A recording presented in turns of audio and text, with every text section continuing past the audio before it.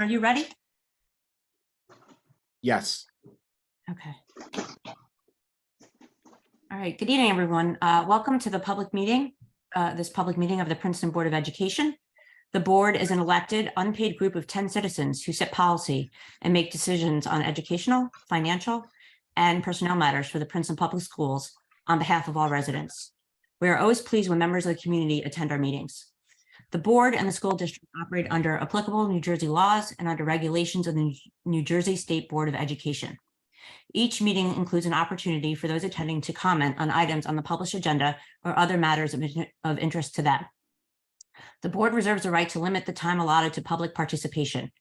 Law limits discussion of individual personnel and confidential matters. We desire that our meetings provide useful opportunities for communication between the board and the community. Thank you for attending. As required. Stressful time for her. As required under the Open Public Meeting Act, NJSA 1046, at sequential adequate notice was given for calling this meeting. It was authorized by the Board of Education and forwarded to the municipal clerk, Princeton Packet and the Times on October 7th, 2022, and distributed to the schools and others on the standard distribution list. The board reserves the right to enter into executive session during all meetings of the Board of Education. Board Policy 2230, recording devices, requires that we inform those attending this virtual Zoom meeting that the proceedings are being recorded. This meeting is not being live streamed.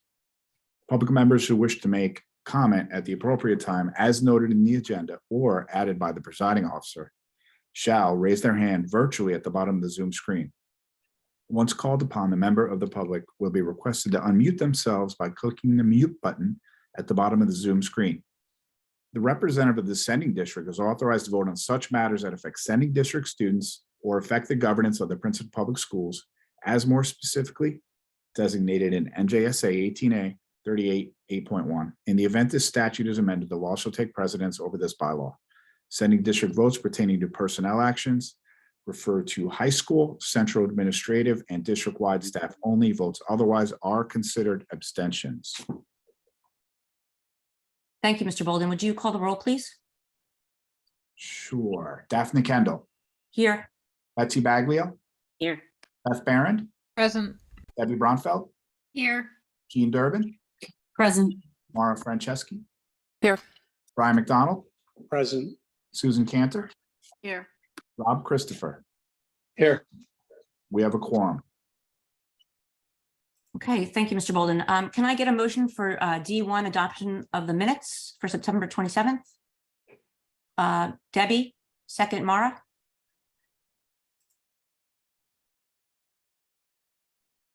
Daphne Kendall. Yes. Betsy Baglio. Yes. Beth Barron. Yes. Debbie Bronfeld. Yes. Jean Durbin. Yes. Mara Franceschi. Yes. Brian McDonald. Yes. Susan Cantor. Yes. Rob Christopher. Yes. Motion passes. All right, thank you, Mr. Bolden. We're going to move on to the president's comments. I just want to welcome everyone this evening. We are pushing back. We have two presentations tonight, so we're pushing back the mental health update to our November meeting. And with that, I will turn it over to Dr. Kelly for the superintendent's report.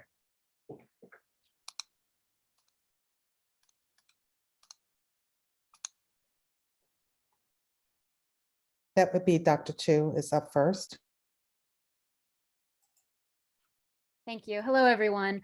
Matt, can you let Sarah Moore in as one of the panelists? She's still hanging out in the attendee section. You right now. Thank you so much. Yeah. Got it. Good evening, everyone. I'm here tonight, along with a few others, to talk about our 21-22 standardized testing report. So per NJ code, within 60 days of test scores arrival, we present to the public different aspects of our state testing. That includes our access test, which is for our English language learners, our DLM, which is for about 1% of our students with IEPs who have to take an alternative assessment, and our NJSLA scores, which include science, ELA, and math. At the beginning of the report, we're going to talk about some really good news with our AP scores, our ACT scores, and our SAT scores, and really dive into how we compare across the state and the nation. And when we get to the NJSLA scores, we will also talk about how we compare in math and ELA to other district factor groups like us. So across the state of New Jersey, for those of you who don't know, and this is a little outdated. The last time this was updated was 2004. Districts are lumped into similar demographic groups. So we are an I district. That's when it goes from A to J. J are the wealthiest districts of the state. Princeton is an I district, like Hopewell is a common comparison in the county, and Robbinsville. West Windsor is a J. Montgomery is a J. So, we'll kind of talk about how we did in those areas as well. But before we get started, I want to introduce some of the folks who will be presenting with us tonight. So talking about DLM is Mickey Crisafilli, who is our Director of Student Services. Talking about Access is Priscilla Russell, so Supervisor of World Language, Bilingual Education, ESL, and our DLI program. I also want to introduce our new Supervisor of Elementary Education, that is Sarah Moore. And then a new supervisor of 612 Humanities is Keisha Smith Carrington. And then for 612 Math is Stephanie Tidwell. I think I got everybody. Oh my gosh, how could I forget?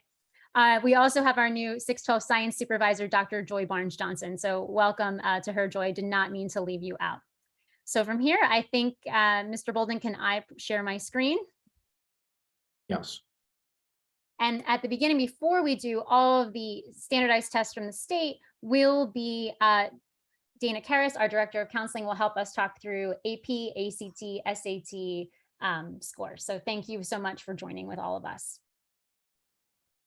So here's what we're talking about tonight. And then we're going to launch right into AP scores. So go ahead, Dana. Thank you. Yeah, no problem. So with our AP offerings, we are very pleased with the large number of AP offerings that we have at the high school. We also have students that will self-study for an examination, which we do allow our PHS students to do. So for example, in areas such as psychology and Latin, we do have scores despite the fact that we did not have those classes taught in the high school during the most recent school year. So in terms of our results, you will see that we had 1,336 tests that were administered in May of 2022. And that in terms of scores that are between the range of 3 through 5, you will see that we had 86% of our students scoring in that higher range group. So this is really an excellent indication of students that would have been able to receive college credit for taking the courses and for meeting the exam expectations.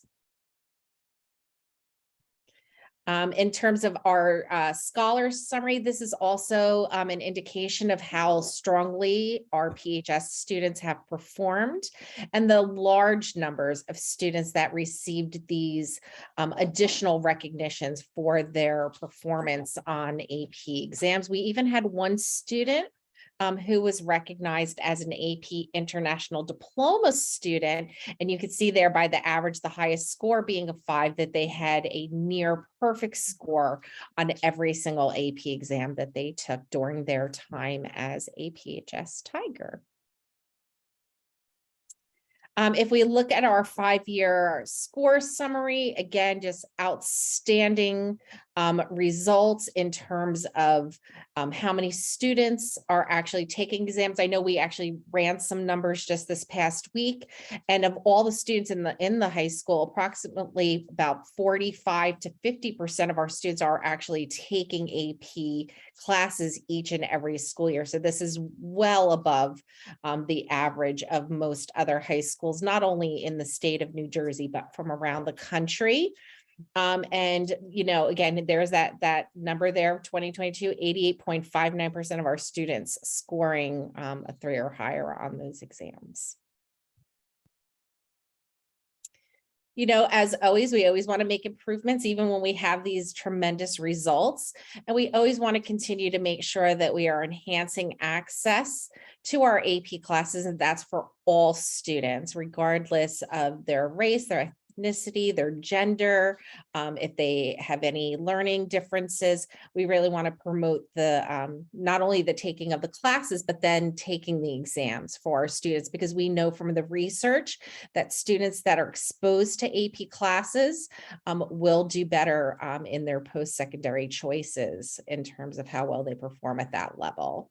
And of course, we want to continue keep doing that deep dive with our data by each department so that we can continue to make those improvements with our teaching and learning. So now we're going to All shift right. over to our SAT comparison. Go ahead, Dana. I'm sorry. Yeah, no, go ahead. Our SATs, again, you will see that, you know, again, our Princeton High School students are scoring exceptionally well with average scores well in the 600 range. And just a reminder to the public that the score range for the SAT, the highest score is an 800 on each of those sections. So they are scoring, you know, in a very high range as just an average. So we have kids obviously that are falling below, but many of our students are well above that. This past year, the average score was a 1315. And we did have, you know, smaller numbers of students that were taking the essay. The essay portion is now no longer a part of the SAT.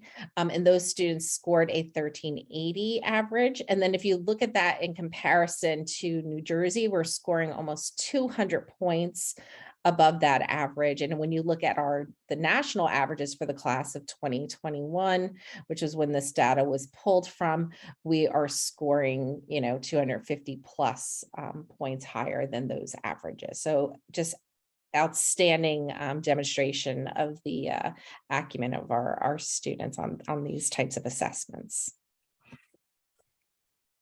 Here is our performance by our race and ethnicity of our students. To give you guys just a snapshot of how many students are in each subgroup. You will note here that for subgroups that are less than 10, that the College Board does not provide us with means for those areas. The data is suppressed, and that's the same in other standardized assessments as well. And just so the public knows, and I'm sorry I didn't say this at the beginning, this presentation in full will be posted on the district website tomorrow so that you can take a deeper dive into some of this subgroup data if interested. Mm-hmm. Yep. And then we'll move on to ACT. Here you'll notice that we obviously had smaller numbers of students taking the assessment, but again, our students do perform extremely well on the test with, you know, composite score of close to 30, you know, really outstanding performance noted there in our English language arts and reading with averages that were over a 30 in those areas. And also, I want to point out that we had the highest ACT score in the 5-year range in the current administration. The state average is a 24.6 out of 36 as a total score. For those of you who've seen it, there was an article recently from NPR about ACT scores were the lowest this year across the nation with an average of about 19. So that Princeton is at that 29.8 is phenomenal. Mm-hmm. Yeah. And this is a breakdown, again, by race and ethnicity. You'll see here, I think, you know, some of our you know, moments to point out in this is that, you know, our Black African-American students scored above our average, even though there were only a handful of students, as well as our students that are multiracial. There is our breakdown by gender as well. Males and females tend to, you know, they performed very closely. So the performance was fairly equal in those areas. That's it. And that's it. Thank you. Thank you, Dana. Okay, so next up, as I said, we have Russell to talk about access for L's testing. One of the things that New Jersey requires school districts to do is to talk about each standardized assessment from the state, Access, DLM, NJSLA, Science, Math, and ELA, through subgroup populations, how our students do who have 504s, how they do with IEPs, students on our free and reduced lunch program, students broken down by gender and by race. So all of that information is in this presentation tonight for each of these things. And the common trend is that we need to do better as a school district, even though we're achieving high on equitable outcomes across the subgroups, and how we can provide more supports across the subgroups so that all students are up far above the state average. So you'll see that with the access testing and the other tests for the rest of the evening. So we won't spend a ton of time there, but once again, this will be posted on the district website. So take it away, Priscilla. Thank you. Okay, all right. So the access test is required by the state of New Jersey for all English language learners. And actually, there are a lot of states in the country that use access. It's mostly administered online, which of course is how many tests are these days. It's a challenge when we have brand new students who've never seen a computer and then need to learn how to use one for these tests, unless we have the time to order a paper test for them. All ELs, English language learners, even if they've declined services in the district, are required to sit for this test. And that includes students who are placed out of district, and even those who have just arrived. There's a window of about 6 weeks in the early spring for administering access. And even if a student comes, say, 2 days before the end of that testing window and speaks no English, that student must sit for the exam. I tried once to use my judgment to say, I don't think the student should sit for the exam, and the state wasn't happy with me. So what's the purpose of these? One is for the state to see that our students are making progress, and 2 is to help our teachers decide who is ready to exit the ESL program and who would benefit from remaining in it for another year. There's it's on 6 points, and if a student has a 4.5, then they're eligible to be exited. But we also take into consideration grades and many other factors in the classroom. So it's not just oh, you have 4.5, you're out, or you have 4.4, you're still in. So that's the purpose of this. Okay, now, as Kim had said, we're required to have all these very colorful charts. And what you don't see in these is how long a student has been in the United States and has been studying English. So if you look at, what can people see, Kim? If I say, if you look at the high school, 912? Yep, the high school's right here. Yeah. I'm So if circling. you look at high school 912, and then you see the highest bar there is at quite a low level. And that's because last year we received about 30 students in the course of the year who were just entering the US and who had no English. So of course, after a few months, one would not expect a very high score. So that's that. And why don't you go to the next? Right. So see, it's broken down by each of the schools, and the comparisons, I don't know, it's pretty hard to make comparisons here. So we're talking about a total last year of 205 students who took, who were ELs and who took the access. Little over 50 of them were at the high school. So it was 5 other schools for a total of 150 kids. Mhm. And at some schools, there would be, like this year, for instance, Johnson Park has 42 Ls. That's this week, and the number changes every week. And one of the other schools has about 20. So the numbers vary, and you're seeing percentages here. You're not seeing how long a student has been in the program, but just this breakdown. What we get from Access is very helpful. It's student by student and a breakdown in all the 4 skills. And so our teachers study these very carefully and use them to place students for the next year and for designing instruction.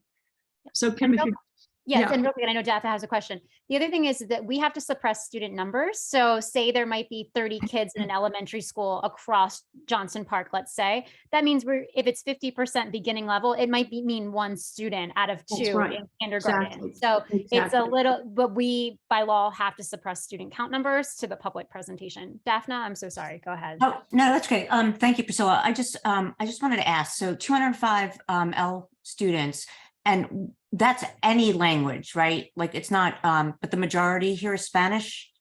No, Is- no, no. I wouldn't say the majority. Maybe we're about 40% Spanish now. Okay, We have lots of languages. okay. So when you say students are coming, it's just a constant? Yep. Mhm. Okay. Yeah, every week the number changes. So, and then, for instance, in the middle of the year, a new wave of institute kids from the Institute for Advanced Study arrive. And they have to test as well, even if they're just here for a brief Yes, period of time? Yes, and anybody who's registered, who registers in the school, and there's something called a home language survey. And if the family has marked on the home language survey that the first language was something other than English, then we are required by law to screen them. And even if a child comes and is quite fluent, quite proficient in English, because that home language survey gave German as their first language, we must screen them. So, and the screenings can take a short time or they can take a very long time. Thank Now- you. Yeah.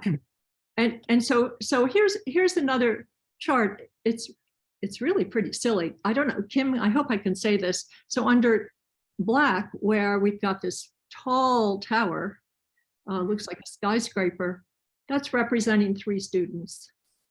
And this is representing 1 student. So again, the charts give percentages, they're not giving numbers.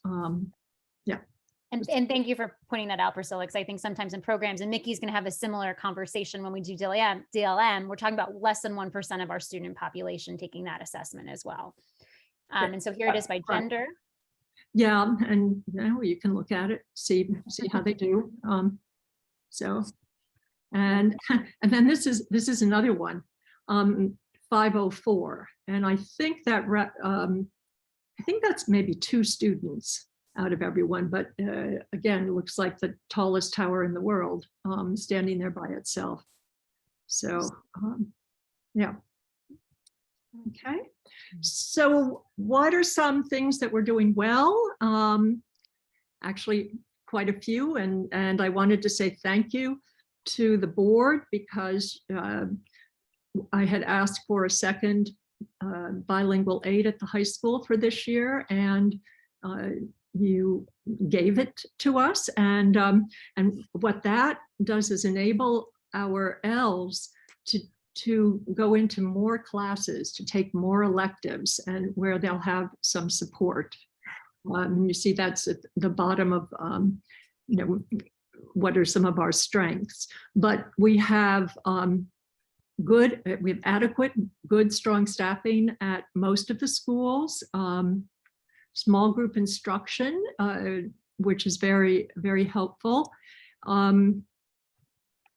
we have a strong, very strong co-teaching in English language arts at the middle school. That's been going on for quite a while now, and it's a real plus for our students. And we have strong administrative support at the high school. This is a lovely change for me. I didn't always have that. And so we've been able to do really great things for our Ls at the high school. And we have over 50 of them. So it's a good number. And as I said, there are more offerings now. Other departments are opening up rich offerings for our Ls. So, okay, it's a little cut off, but right. So one of the big things we're hoping to do this year is to have more teachers, especially middle and high school teachers, complete what's called SEI, Sheltered English Instruction training. It's online, it's free. There used to be something called PSYOP, or there still is, but Pearson, the great amoeba-like publisher, bought it, and it's now dreadfully expensive to do, but this is something that the state has set up. So we're hoping that is going to happen. Need more support at the middle school. One teacher working valiantly there, and trying to cover all the subjects. And I can't read what that next one is. Outside of school day supports for Oh, Ls? right. We have our Good Summer program, but more after school, after care programs for them, or tutorials after school. And I think parent support groups. This is something that we would like to set up. A number of years ago, we had something called Latinos en Progreso, and that worked very nicely at the middle school, but we would like to set up programs in the evening for parents. Okay, and so the next steps are to act on those areas where we would like to improve. More middle school and high school teachers having this training. And I'm targeting middle and high school because most of the elementary teachers have taken this training in the last few years. It's targeted for teaching Ls, but it's also just good instruction. And so we want to expand more supports at the middle school and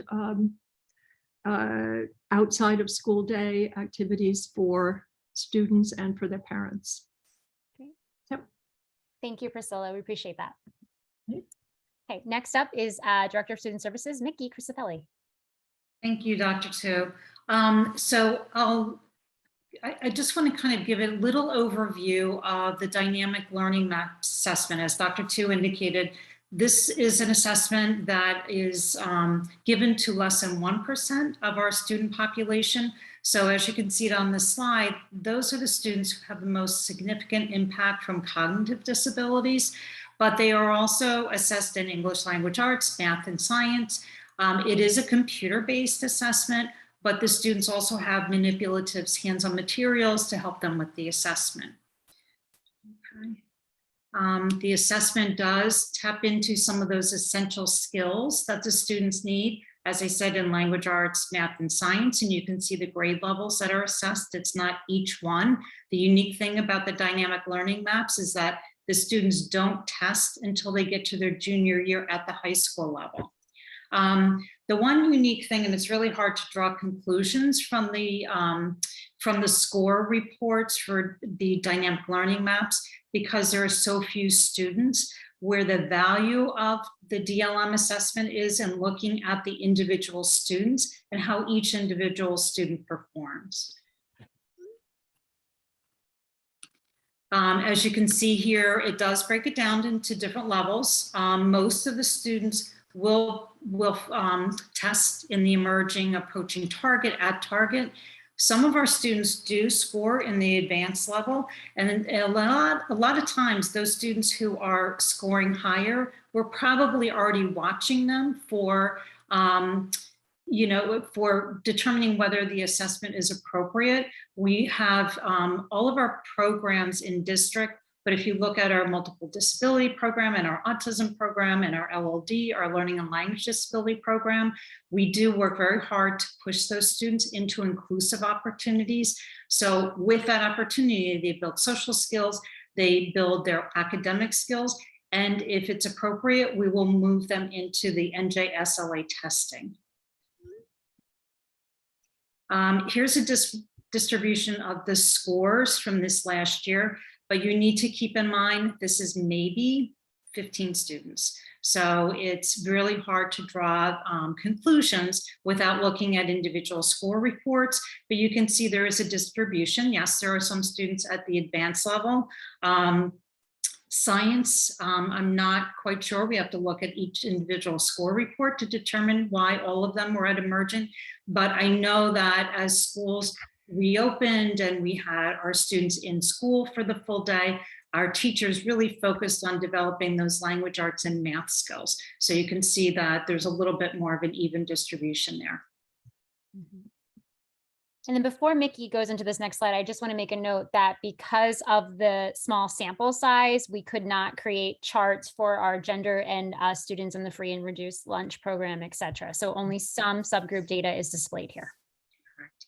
And on this report, again, just as Priscilla was saying with the L's, it's really hard to draw conclusions here because there are so few students that make up these different, scores here. So what we did do, even though there are so few students, where we did have a few students at a particular grade level and we could look at the scoring for those students, I did work with the supervisors and we looked at, okay, where did we do well? Where did we not do so well? And what can we do with that information? So we're looking at some things on the elementary level that have to do with text, integrating information, critical elements, our areas of strength, geometric properties, use of simple arithmetic operations.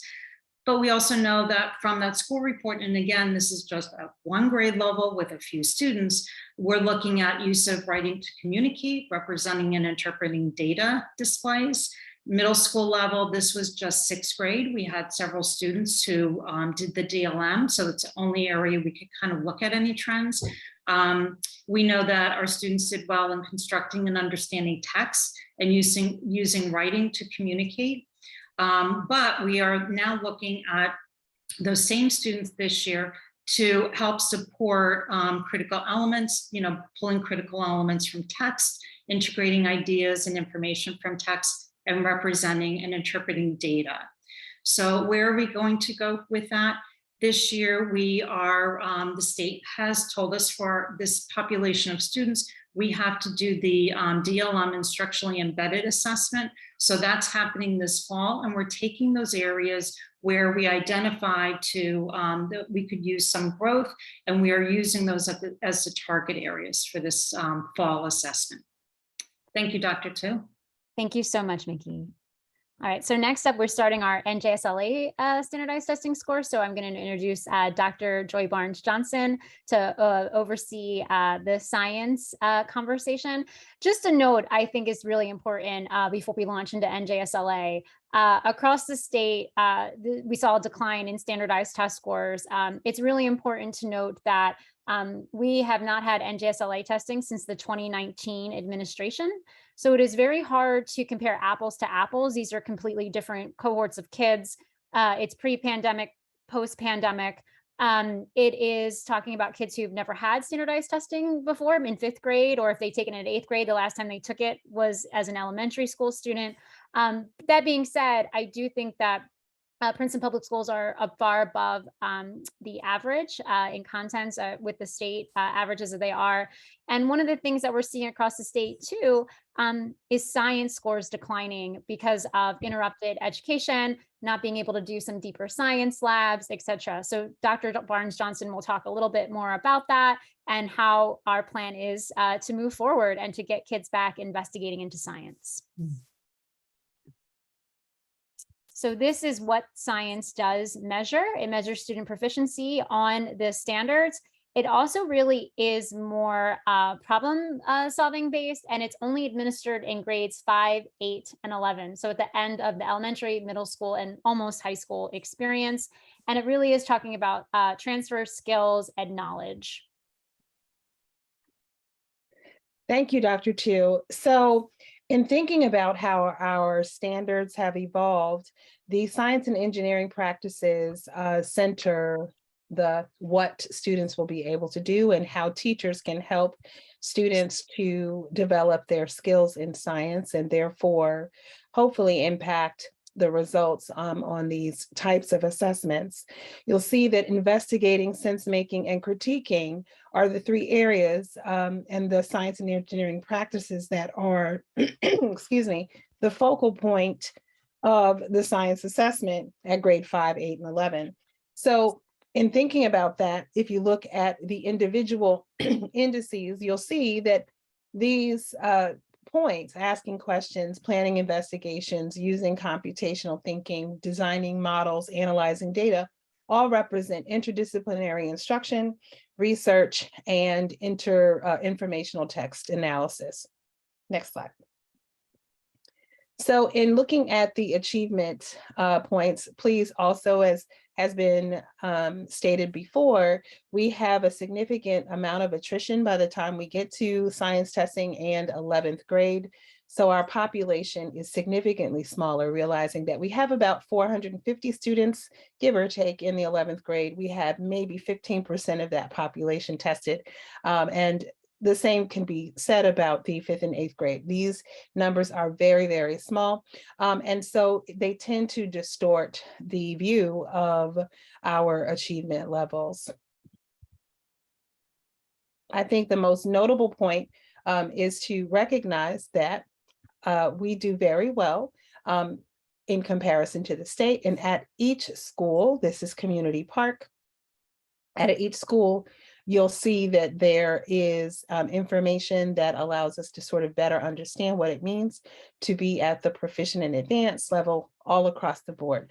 Of course, looking at the data, 2019 data, this is all something that may be a concern, but recognize that the distortions are largely because of the small population. Echoing the same point that Priscilla, Mickey, and Mickey have made already, I want to draw your attention to our traditionally underrepresented and marginalized students. We see the same disparate performance in those populations. And it is largely reflective of the very small number of students that took it and the over representation of these marginalized groups in the small samples. So it's distorted. Having said that, you can see the parity, the closer parity for gender and closer to what we'd expect. The general idea, however, that I'd like to emphasize is that we have a long way to go in serving special ed, ELs, and students who are on free and reduced lunch. You can go to the next slide, I think. And so to spotlight our strengths, we consistently perform above state levels, even though we're talking about students that are traditionally underrepresented or marginalized in science. I think we have a significant infrastructure to support scientific learning in the three critical areas that this test is designed for. That is investigation, sense making, and critiquing.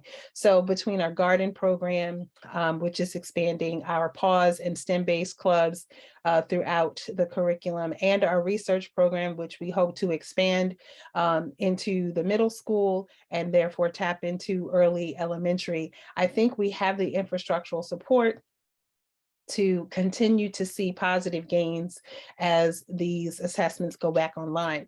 Our growth areas certainly are like the other areas that we tend to spotlight in the other areas. And so we need to find a way to reduce the number of students that are minimally and or limited proficient in science. And we need to work on a more realistic data mining process that really means changing the culture of our community around testing and sort of allowing us to get a more accurate picture of what students know across the board on these state assessments, and to sort of begin to incorporate informational text and interdisciplinary learning as a basis for elementary, middle, and high school science experiences. So next steps. I think it's really important that we emphasize that we want to continue to design STEM literacy around authentic experiences that allow students to read a variety of informational text and nonfiction, that they begin the process of writing up research and or interpreting data in a much more realistic way, not just focusing on singular or standardized tests and test scores that primarily focus on machine scoreable responses. So the performance-based measurements are part of that. To reinstitute daily STEM learning in our elementary schools is key, which will also, I think, allow us to reestablish foundational skills that may have become less important during the pandemic. To increase the stakeholder buy-in for science assessment as benchmarks, not so much as gotchas. I think that's a critical and necessary step for our growth. And then finally, to talk more about the alignment of our science and math program as we do an audit and evaluation program that will allow us to take those two core ideas, align them more tightly around foundational skills, not just acceleration beyond, and allow for a much more healthy review of our program in the context of what we currently have. And so, yes, thank you, Joy, for that, because what I want to reiterate is on the board agenda for tonight, there is an RFP proposal for request for proposals for a program evaluation and audit for our science and math programming. It's something that I think as we, head out of this pandemic, what are we looking at the systems that are working for us, what's not working for us? And we thought that those two, as Joy just said, are very much linked together and something our district and community really value. So that process will begin this fall. Daphna? So thank you, Dr. Tu. Thank you, Dr. BJ. I just wanted to welcome you to administration life, and thank you for presenting this report.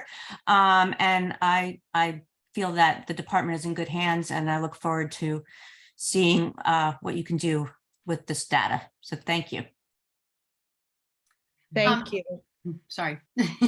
Dr. BJ, I might have I didn't know if I understood. When you said 11th grade was an attrition for how many took, is it because they're not taking science, or So generally, what happens is the science assessment is given on the third day. And so on the first day, we may have 400 students taking the first assessment. The second day, we get down to 200. And so the idea, because they start opting out. And so by the third day, we got 65 students.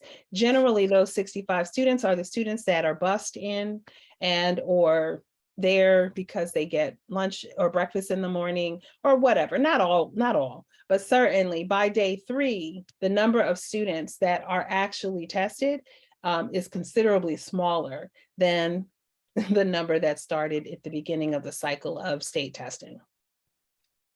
Oh, all right. And do you feel that kind of messes up figuring out what's going on? Or I think, yeah. So we do have a robust picture of our science programs because many, as Dana stated earlier, many of our science students actually take AP science courses. We're at 50% or higher, take at least one AP science class. And so many of those students will then take an AP exam. So we have some sense of where they are on the total spectrum of science testing. The challenge I think that we're facing is these tests were not required for high school graduation until this year. And so that's, again, I think it's the conflation of the not needing to take it as a graduation requirement and the opportunity to opt out because, of COVID. We don't really have an accurate picture. So it's hard to talk about the numbers in any way that makes a whole lot of sense. Okay, thank you so much. All right, so we're on to English language arts. So this is given in grades 3 through 9. If you remember previously, it was grades 3 through 10. The state reduced that to grade 9. And once again, it's about transfer and application of skills, including synthesizing ideas across text and writing effectively. So it's both a reading and writing assessment. And so here's where we're at as a district across grades 3 through 9. What you'll see is if you add it up in, category 4 meeting expectations and category 5 exceeding expectations, we are, at that benchmark of about high 60s to high 70s to sometimes low 80% of meeting or exceeding expectations. The trend, once again, I really don't want to always compare to 2019 because it was a very different time, different cohorts of students. It's been 3 years removed after the pandemic, but our elementary scores actually went up, and for math and ELA for grades 3, 4, and 5, which is a huge testament to the students, the staff, and our families. Where they dipped a bit, but nothing, alarming is in the middle school level. But once again, in the high 70s or low 80s for meeting or exceeding expectations, compared to the state rate of about 50% meeting or exceeding expectations, or less if you see grade 3, only 42% of students meeting or exceeding expectations. So I'm going to now talk about those I districts that I talked about. So once again, these are districts who have similar demographics to us. So here's where Princeton is for each grade, and here are where our other similar districts to us.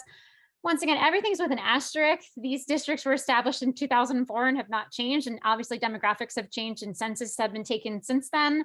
But it just helps people to kind of think about, well, that's the state average, but what about districts like us?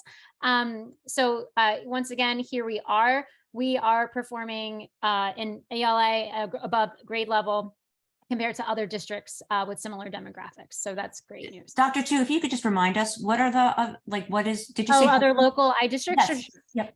In Mercer County, the only other I districts are Hopewell and Robbinsville. Okay. West Windsor is a J. So Okay.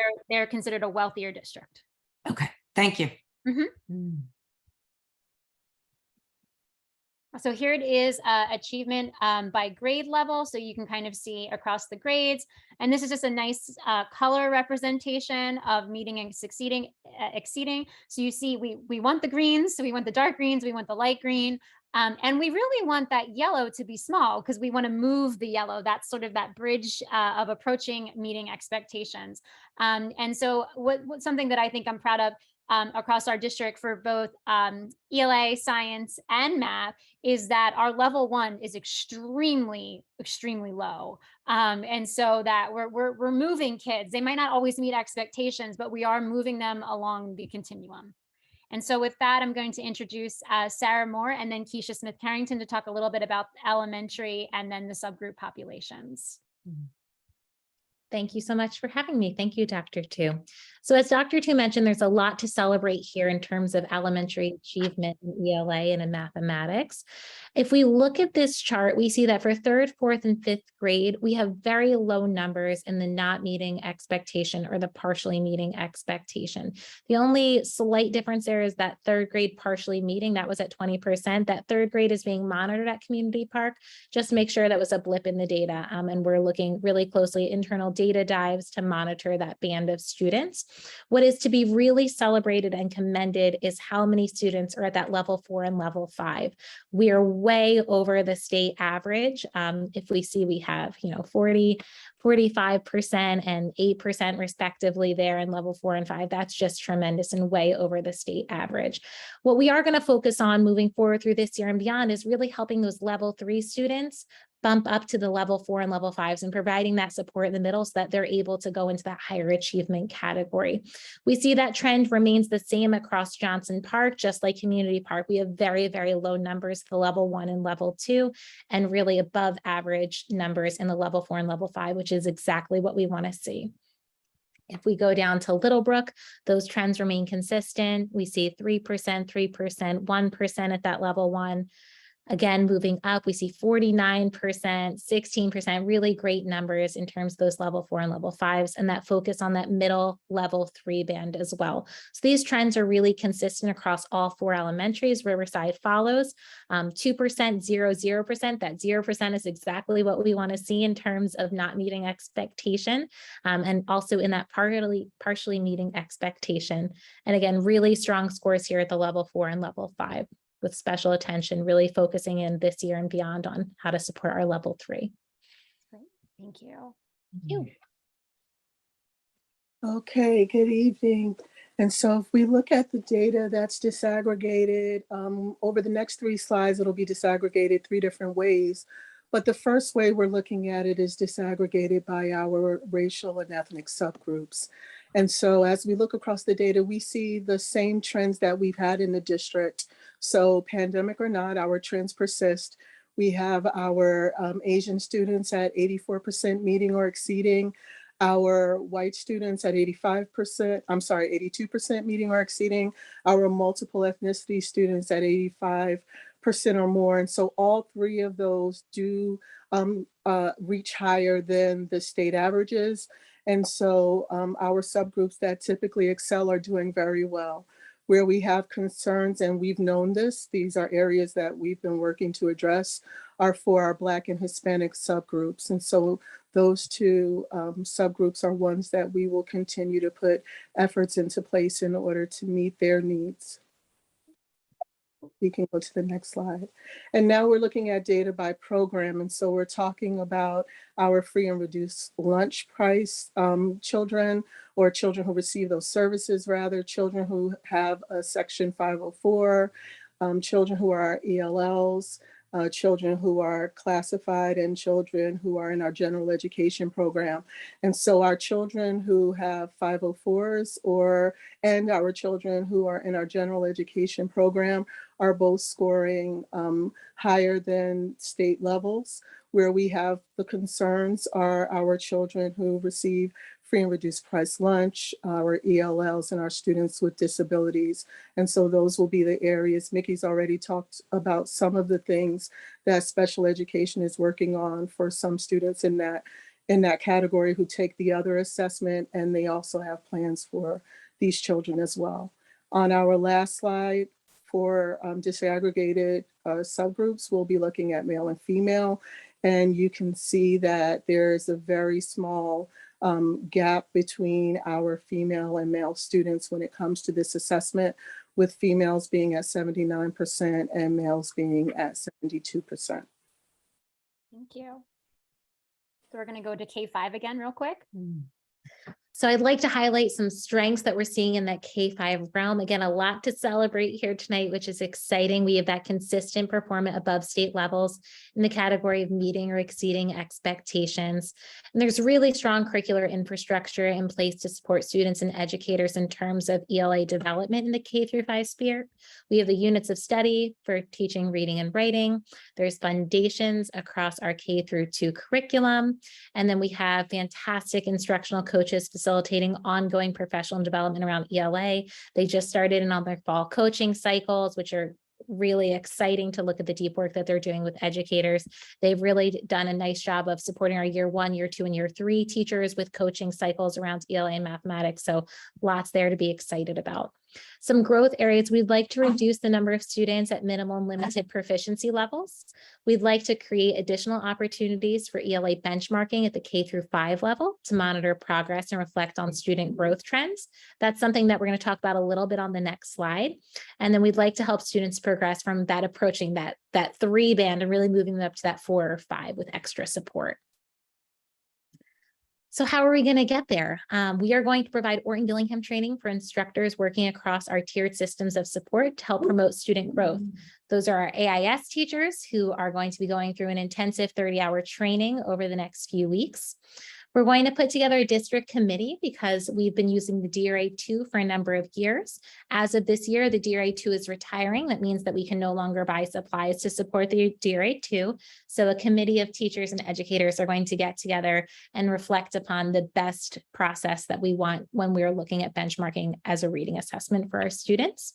And in the summer of 2023, we are going to be training our kindergarten teachers on structured literacy to help support students in Tier 1 settings. So what does that mean? That means that we're looking at the really deep neuroscience around how our youngest students learn to read and acquire language through the best practices that really rely on science and data, and investing in that for our youngest students. And so for our 6 through 12, before I get started, I just want to take a little segue. So Dr. Tu, forgive me for a minute. When we talk about middle grade learners, one of the things that I got curious about with the extra time today was exactly where they were. And so internally, we talked about the fact our 6th grade students were in 3rd grade. In 3rd grade, they had 61.2% in the district. Now in 6th grade, they had 72%. So if we look at cohort data, our students have not lost ground, and in 6th grade, they actually grew significantly. Same trend in 4th grade, they were in our 7th graders in 4th grade, 75.2, now they're at 82%.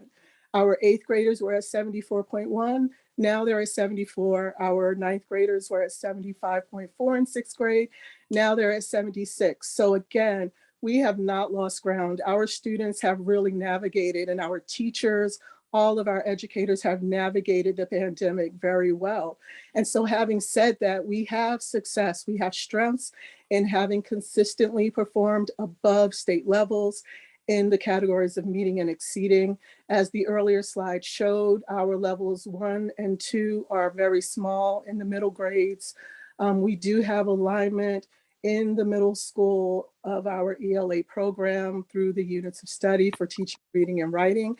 And we also in the middle school have benchmark assessments that we are honing our skills at analyzing and using for instructional purposes and seeing success.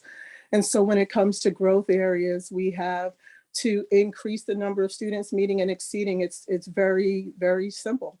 Especially for our students who have been historically and culturally marginalized in our system. We also have to increase the horizontal and vertical alignment across our middle and high school humanities courses. And we need to make sure that there's intentional transfer of literacy skills across those courses so that students are using those skills in their social studies courses as well. And the two are feeding each other for students to grow stronger. We can move to the next slide. And so when we talk about next steps for our secondary students, we are engaging in department-wide professional learning on culturally sustaining literacy practices so that we can increase student engagement and also student voice. These are skills that are not only needed for all of our students, but they are also skills that align to both school strategic plans and to the current iteration of our district strategic plan. We are also planning to expand opportunities for professional collaboration so that we can increase that horizontal and vertical articulation, so that we can ensure that we are teaching to transfer, and so that we can also administer and analyze common assessments beyond the middle grades. Thank you. All right, shifting on to mathematics. This is our last section. Thank you, everyone. I know this is a very long presentation and we haven't had this data for a long time. but as state requirements, we have to go through everything. So mathematics is in grades 3 through 8, Algebra 1, Algebra 2, and Geometry. We actually do not give the Math 8 assessment because all of our students will be completing algebra. Either they completed it in 7th grade or they complete part 2 in 8th grade. So none of our students take the Math 8 assessment. And these are the skills and standards that they're tied to: counting, algebraic thinking, numbers and operations, geometry, etc. All right, so here is our data compared to the state averages. Something that I want to point out, when you look at 7th grade, there's a reason why there's only 116 students here. That is because half of our 7th grade will be taking Algebra 1 as a full year course. So those are students who achieved highly in 6th grade and then are recommended to algebra in 7th grade, so that only half of 7th grade takes the assessment. So that's why you see, that we have a different data point there than we might have had in the past. I also want to point out that Algebra 1 has 383 students. That's because we have 7th graders taking it, 8th graders taking it, and 9th graders taking it. So it's important to note that's why those numbers look the way they do.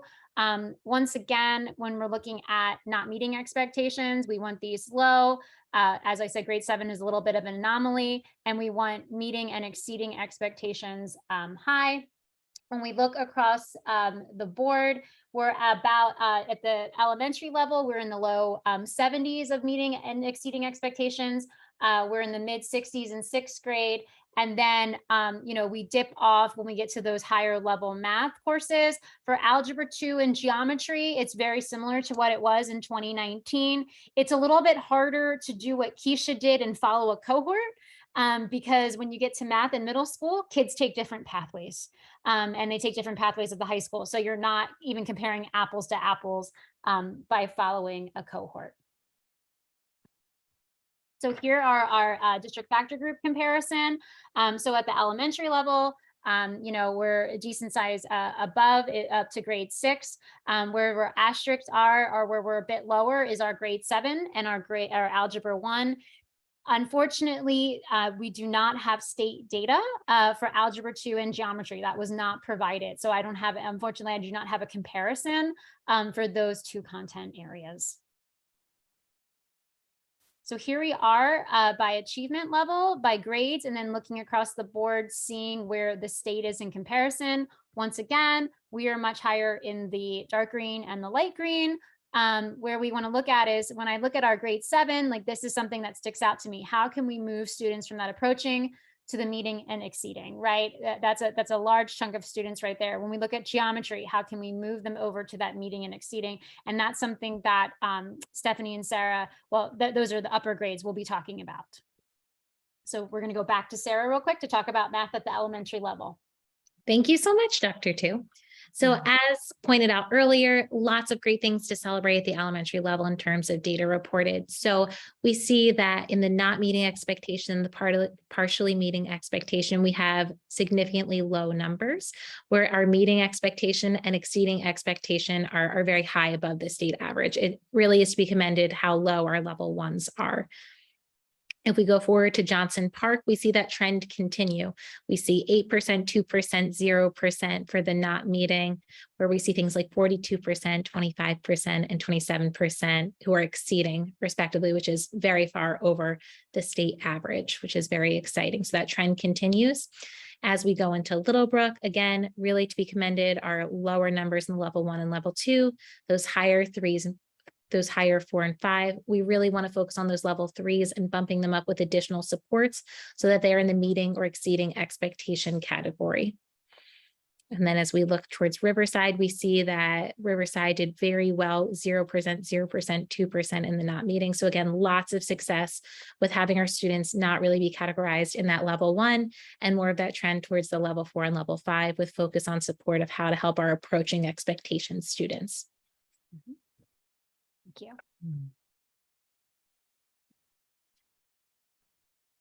And so now we're actually looking at race by mathematics, and compared to what has been said for the other content areas, this representation of data the data points around our marginalized groups remains relatively the same as we look at our Black and Hispanic students. And we need to identify how to support students in our marginalized populations to move them towards more proficiency. Again, with gender, many times I hear comments regarding our female and male population in terms of their performance and interest in mathematics. The data here suggests that we are basically almost par between our male and female students in terms of actual achievement based on gender.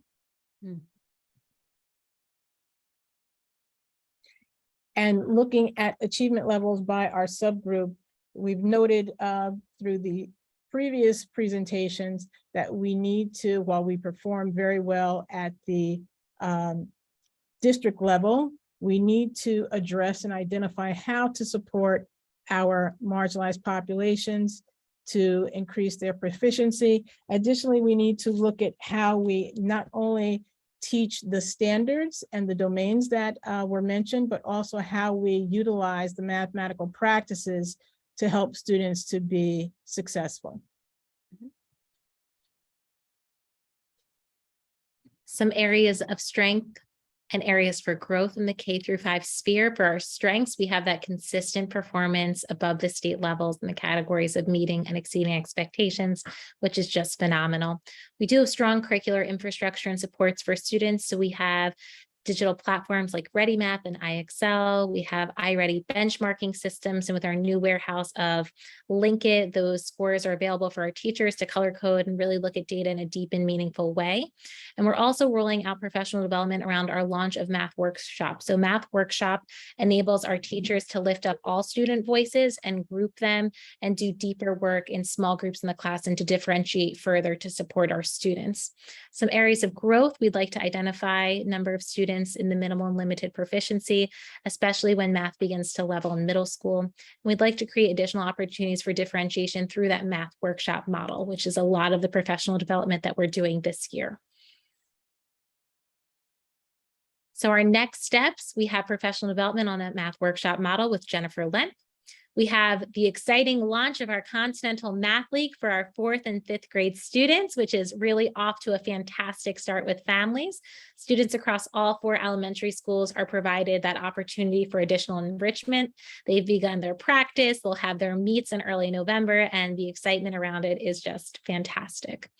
We're going to launch that Math Workshop model to support differentiation in general education classroom settings. Our AIS teachers really identified a need this year to have a strong curricular piece for those students receiving Tier 2 and Tier 3 services for math.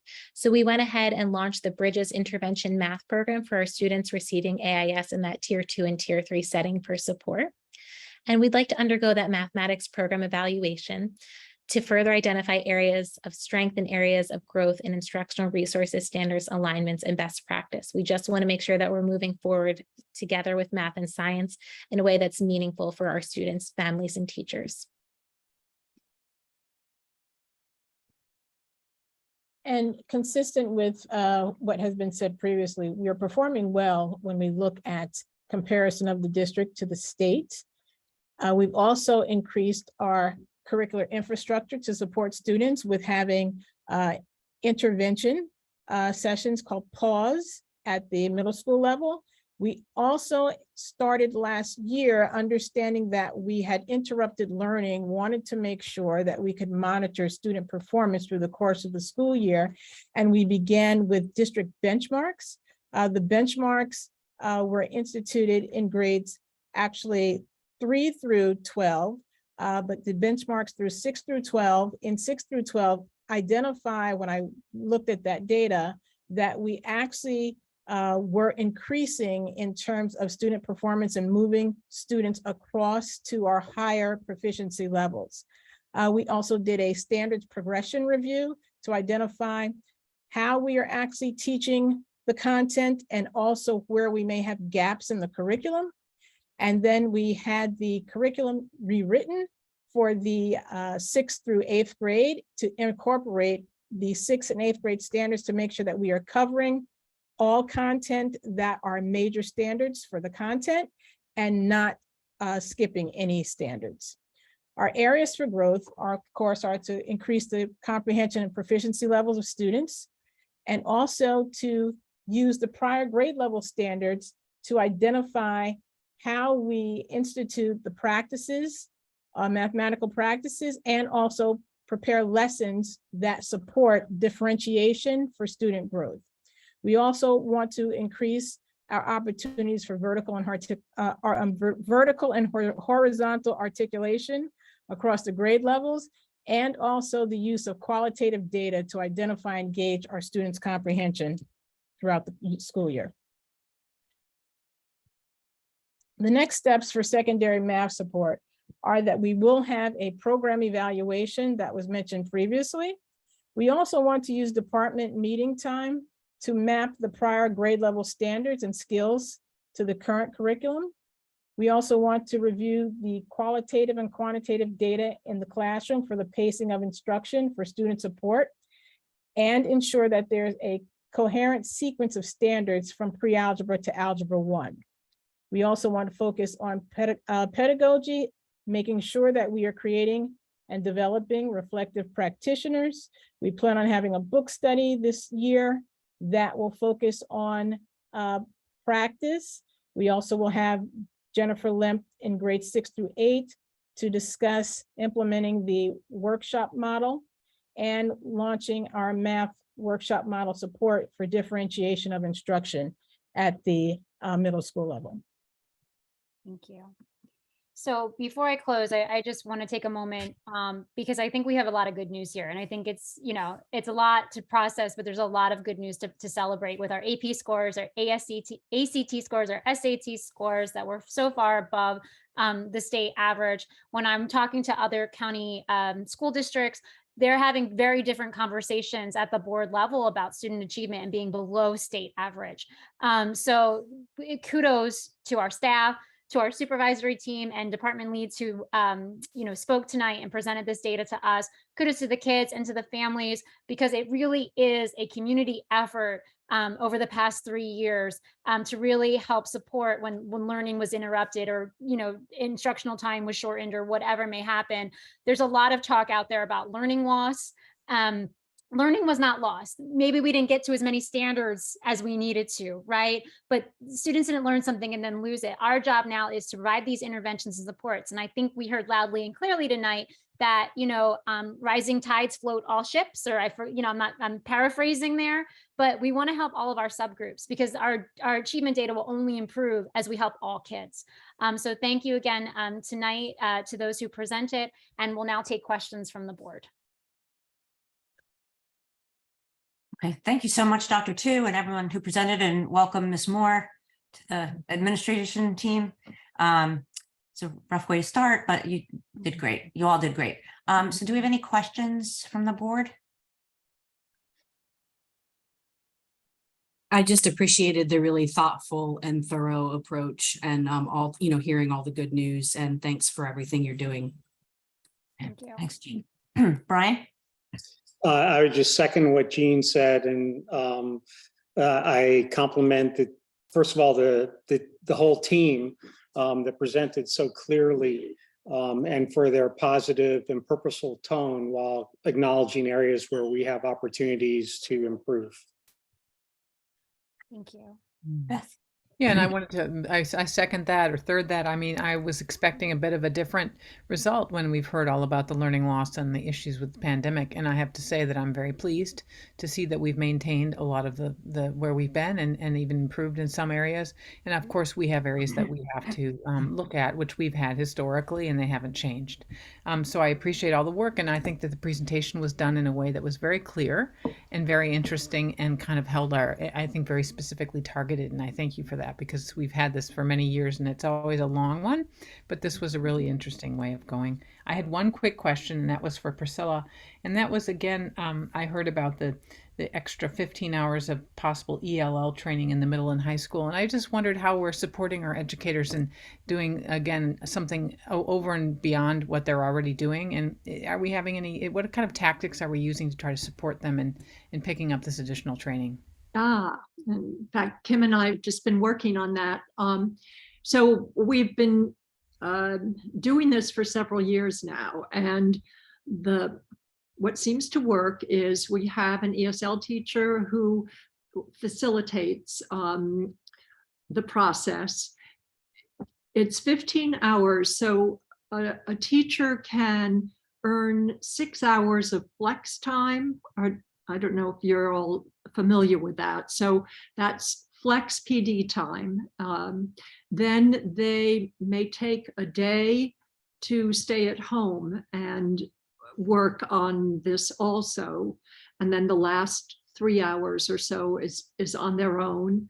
And we have sessions meeting to talk about what they're learning. And again, this facilitator who supports them in every way they can. So is that Thank you. Yeah, that's great. Okay. Thanks.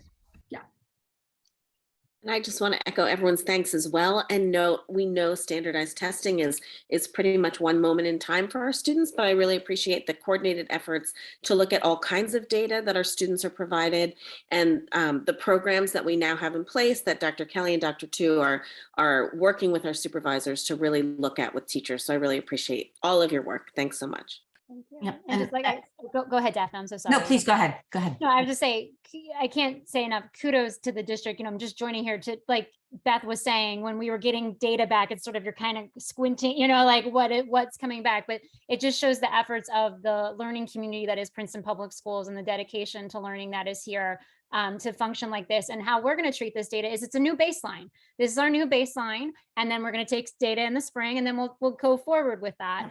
The other good news that I want to mention, but we'll present again in December because we have to, the graduation proficiency assessment that was field tested in the spring, 80% of our students met or exceeded expectations in that, in ELA and in math. So there's more good news coming. We'll get our Start Strong results. That needs to be presented as well. But I think we're moving forward, we're progressing, and we have a plan in place to talk about some of those areas for growth and how we can address them.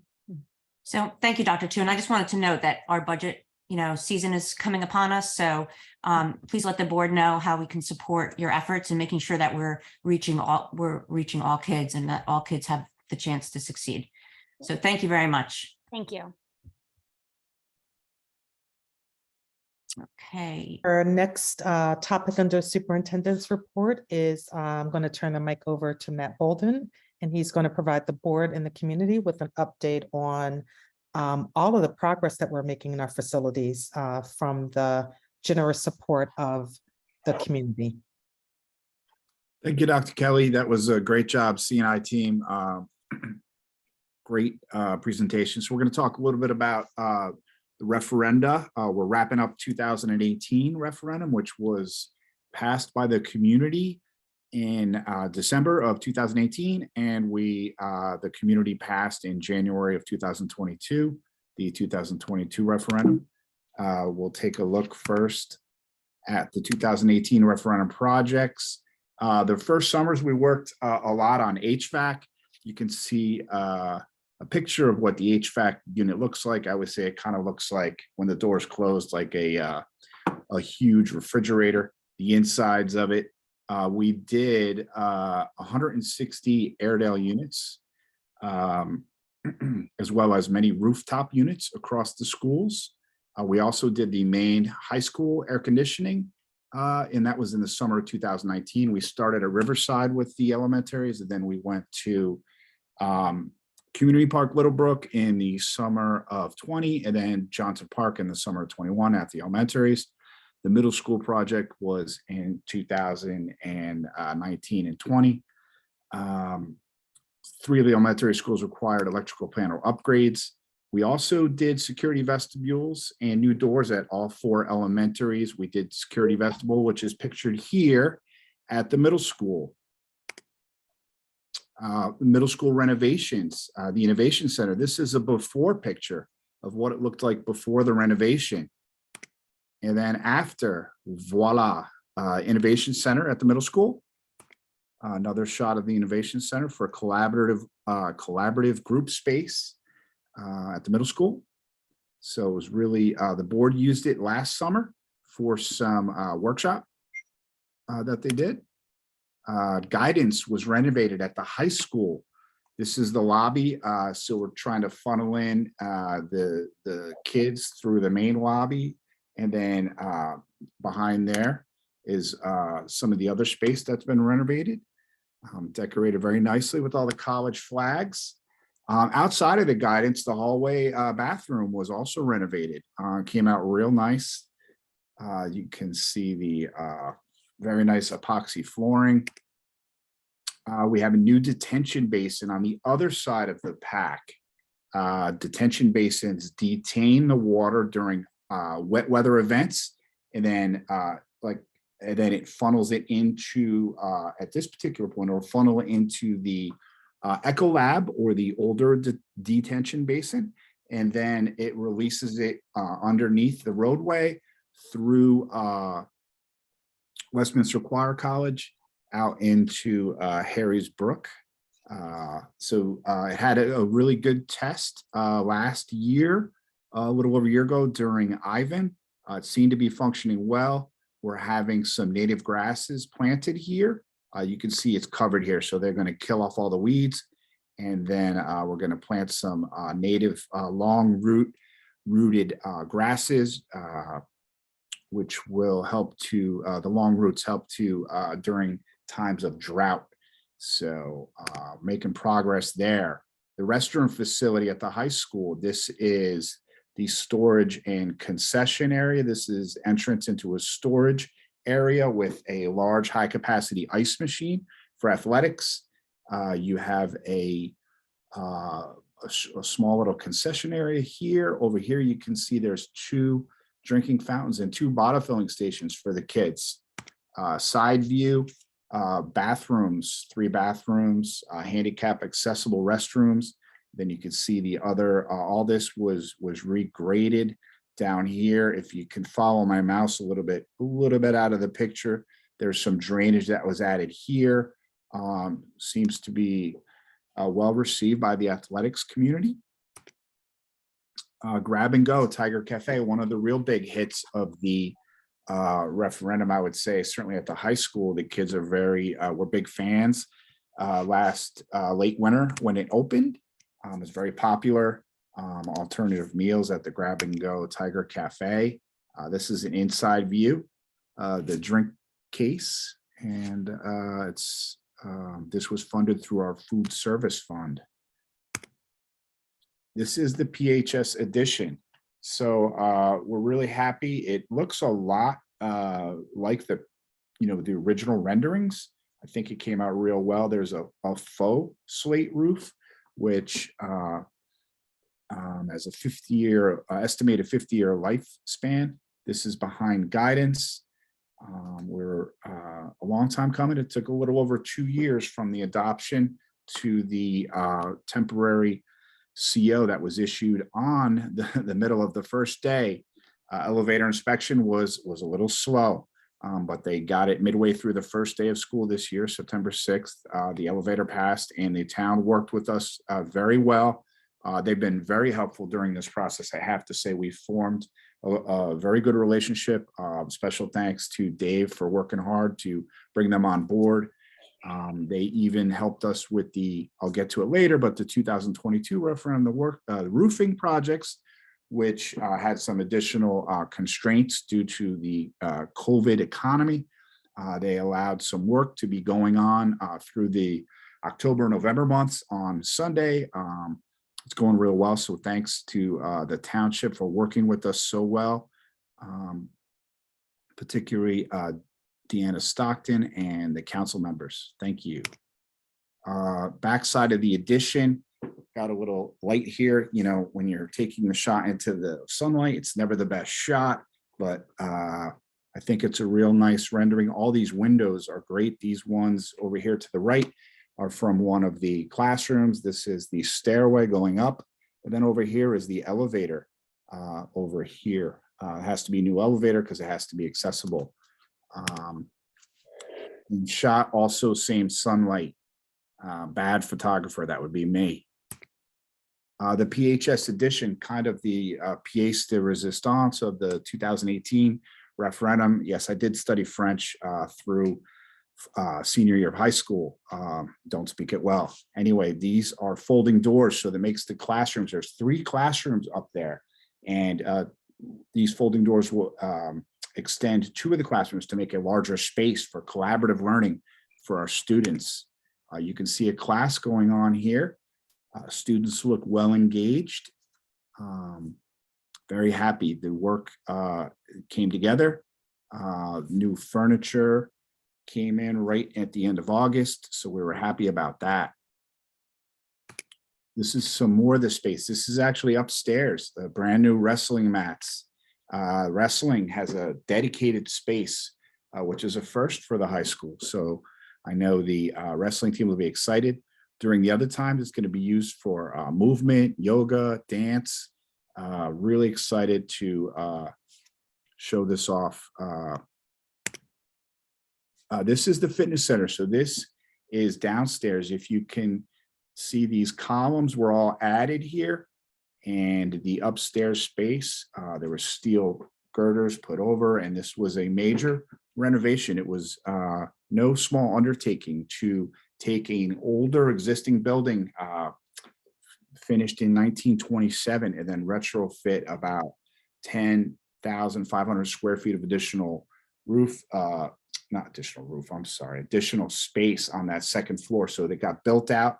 It actually, the fitness center is a little smaller now than it was, but it was modernized. A really nice floor put in here, heavy duty rubber, brand name of Mondo flooring. Could see some new equipment. The fitness center, as it should be pointed out, is used by all students, just not the sports teams. It's open for all students to use. So we're really happy about that. As I showed, these doors here open up into the dance space, which is also dedicated space for our fencing team in the winter. So they'll be really happy about that. It's also a first for the fencing team to have dedicated space during their season. The boosters, I think it was last board meeting, donated these strips, as they call them, where they fence each other and they compete on the strips. They'll go here. There's pads around the walls. As you can see, it goes around here. Nice glass. Came together very well. Littlebrook Library was a piece of the renovation. Brand new carpets, new lighting. We got new tables, new bookshelves. You can see 2 new Airedales also in here. So they're very happy. The librarian is excited. She loves her space. Some quotes about the new spaces. This is from the high school dean of students. Quote unquote, "I'm thrilled to have new large spaces for our students to gather for clubs and activities. The new wing fosters collaboration and group work during Tiger Time, break, and after school.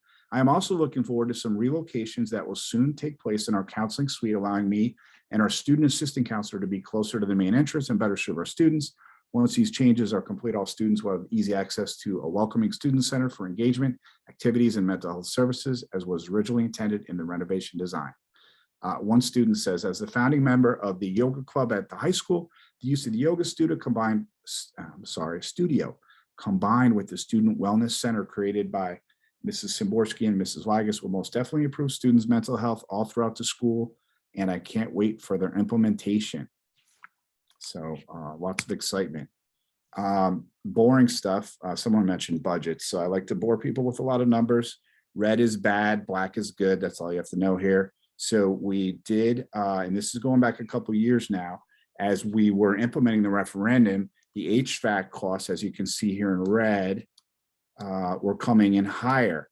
And to be always try to be on the positive side when able to, even though we were a little higher than originally estimated, if it had gone on now, we would probably be anywhere from 30 to 60 or even higher percentage higher than the original estimates. So, you know, we've hit a little bit of an inflationary pressure on our economy. So we ended up utilizing in the 2020-21 budget capital reserve to help make sure that we didn't go over the amount that was passed during the referendum. That's a no-no, right? So we were able to use funds during the budget process, which is allowed, to make sure we finished these projects. So some of the projects did come in under. So far, even the high school was under the original estimates. We did a little bit of quote unquote value engineering back before the bids were done. We're very helpful to all our professionals for helping us get through the referendum. We're just in the process now of final punch lists at the high school and closing out the last of the largest and most complicated of the last project from the 2018 referendum. It's been a lot of hard work for everybody involved. The 2022 referendum, as I mentioned, was passed this June. Really high percentage of voters came out and authorized the work. It's basically what we would call capital maintenance work. We're replacing and repairing roofs. The summer roofing projects are more than 85% complete now. By the time we were, so the board allowed us at the same time, so we were ready to go when the referendum passed. We had specs that were ready to go. We put out bids and accepted them in mid-March. And even then, when they ordered the supplies, the awarded contractor was very quick in ordering them. We still didn't get the Littlebrook materials needed to start the roof until August 16th. And the contractor was able to refocus away from the high school and CP. And they had as many as 30 men on the roof at Littlebrook, and were able to do the bulk of the tear off and replacement in 3 weeks. They're still completing a lot of the metal trim work. There's been some supply constraints with metal siding, etc. So they're finishing. They did some site work over at Littlebrook on Friday and Saturday. And as I mentioned before, my little shout out, the town has been very helpful to allow the contractor to be able to work on Sundays, which is, so they had to pass an ordinance. So it's been very helpful because there was only about, by the time the school will be out 3:30, it's getting dark by 6:15 right now. They really can't do much work at the end of the day, but they're out there doing finishing touches. We're working now on our bid specs for the remainder of the roofs and the HVAC work, as well as siding, fascia, gutters, the PHS tower rehab, and some work on the slate roof, just to make sure that the slate roof stays in good shape. So that work is underway now. Some more numbers. We only have one project, one bid package that was just talked about, the roofs. So this came in under our original budget. So far, we don't expect many more, if any, change orders, but we might have a few. But we're looking in pretty overall decent shape so far, but it's very early. And as I mentioned, there has been an awful lot of inflationary pressure in the economy. It's 45 years since we've seen this, so-called stagflation, with the economy slowing down, but prices still rising. So it'll be a challenge, and we're going to have quite a few alternates in the bid packages we put out there. The alternates help us to stay within the budget. We also did a fair amount of capital reserve projects, thanks to the board allowing us to some of the big projects. One of the focal points was to replace the pool HVAC unit. It's an efficient unit that mitigating an old failing system. I think it's done really some amazing things at the middle school. When our facilities director started, which was about 6 weeks before me, in July of 2019, he walked into middle school and you could smell an odor of chlorine that emanated from the pool area into certain parts of the school at times. So this seems to have been mitigated now, so we're very happy. The pool's in use, and we're going to maintain the new system to the specs We also added some additional Airedales through the Capital Reserve. The pictures that I showed at the Little Book Library were two. We did 2 at the Little Book Library, 2 at CP Library, 3 at the middle school, and 2 at Riverside, as well as another smaller rooftop. They call them cassette units, which is a small rooftop unit at the middle school. We also, there was the peaked roof, the backside of some of the peaked asphalt, the peaked slate roofs on the backside is asphalt shingle. That was down to the plywood when Dave and I took a walk up there in the fall of 2020. They were down to the to plywood, so plywood was replaced, asphalt shingles. It's helped mitigate some of the leaks at the high school, so we're very happy about that. That was a relatively small project, but we were happy to get that done. We're working on HVAC control projects. Half was done through a grant, half was done through Capital Reserve, and these are the dollars amounts associated with these Capital Reserve projects. We also, in 2021, during the summer, we did a direct install at the elementary schools, which were the only schools that qualified for a direct install. The direct install is an energy efficiency program sponsored by the Board of Public Utilities, and you get approximately 80% back from the state on the projects. We installed new energy efficient LED lighting and energy efficient hot water heaters and some small rooftop HVAC replacements. We only spent about 20% of the cost, and the payback is just over 2 years, which is excellent. Total cost of the district of only $145,000. We expect to save at least $70,000 a year. Of course, that may be up a little higher due to energy costs ticking up, but that is expected to subside as this year progresses. The better lighting also enhances the ability of students to learn, as proven through scientific studies. So we're really happy to get that work done. We have other maintenance work ongoing. We're implementing filter replacement schedules. The chiller, sorry, I'm going a little fast. PHS chiller cooling towers were also rehabbed this summer. The equipment, the chillers and cooling towers are important to have proper maintenance schedules. We've entered into the maintenance contracts now to make sure that that work is being done. We're also improving the regular schedule of testing and inspection on our PHS generator, as we found that when needed, it was failing at times. So we want to make sure we do regular tests and inspections of our generator. The commons ductwork, we're working on replacing some insulation there.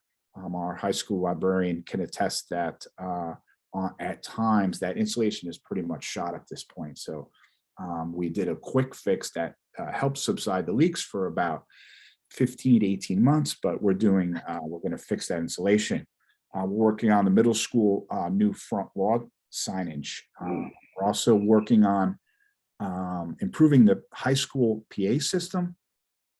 We're consistently improving our maintenance work order system through School Dude, educating our staff members on how to put in the orders, and then it is a great way to track the orders and how they're worked, and then we're going to have better information on our maintenance systems.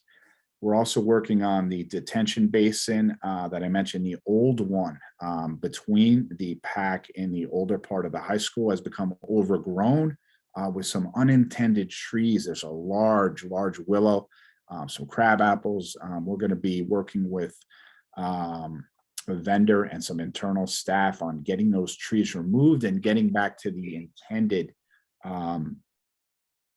what the detention basin was originally intended to look like.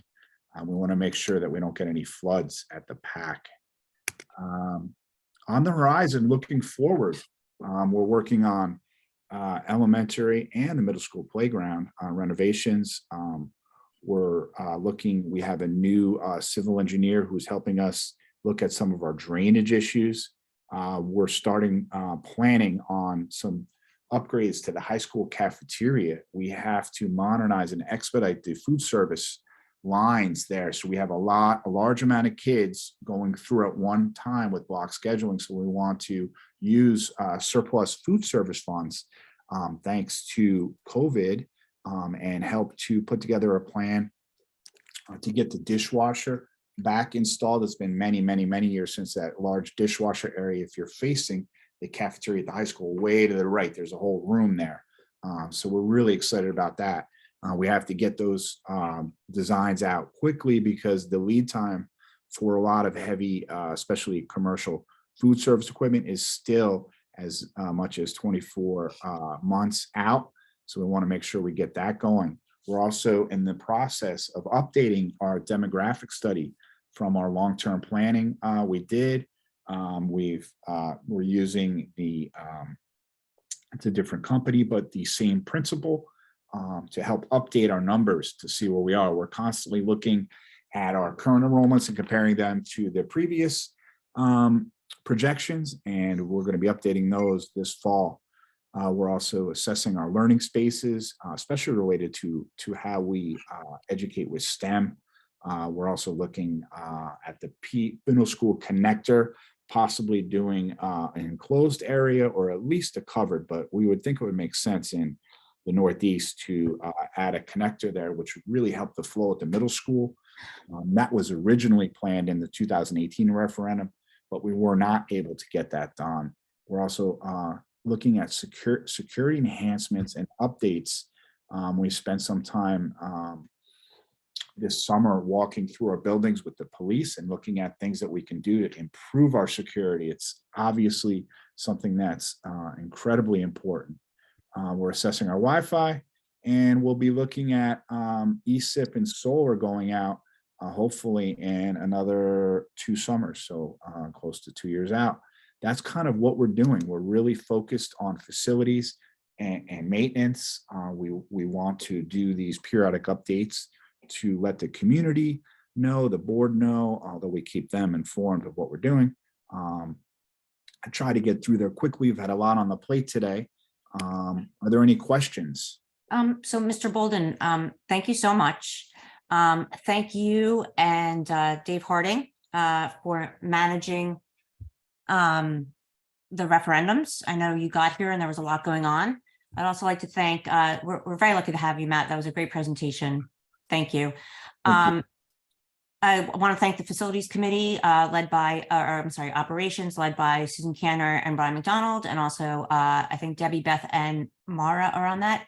So thank you all for overseeing these important projects.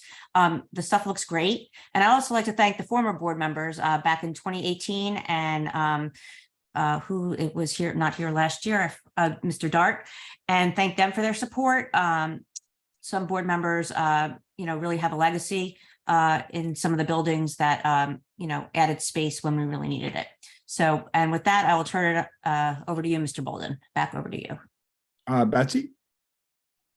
Yeah, I was just going to also thank you so much, Matt, and I really appreciated how many times you brought the presentation back to students and wellness and learning and how buildings matter.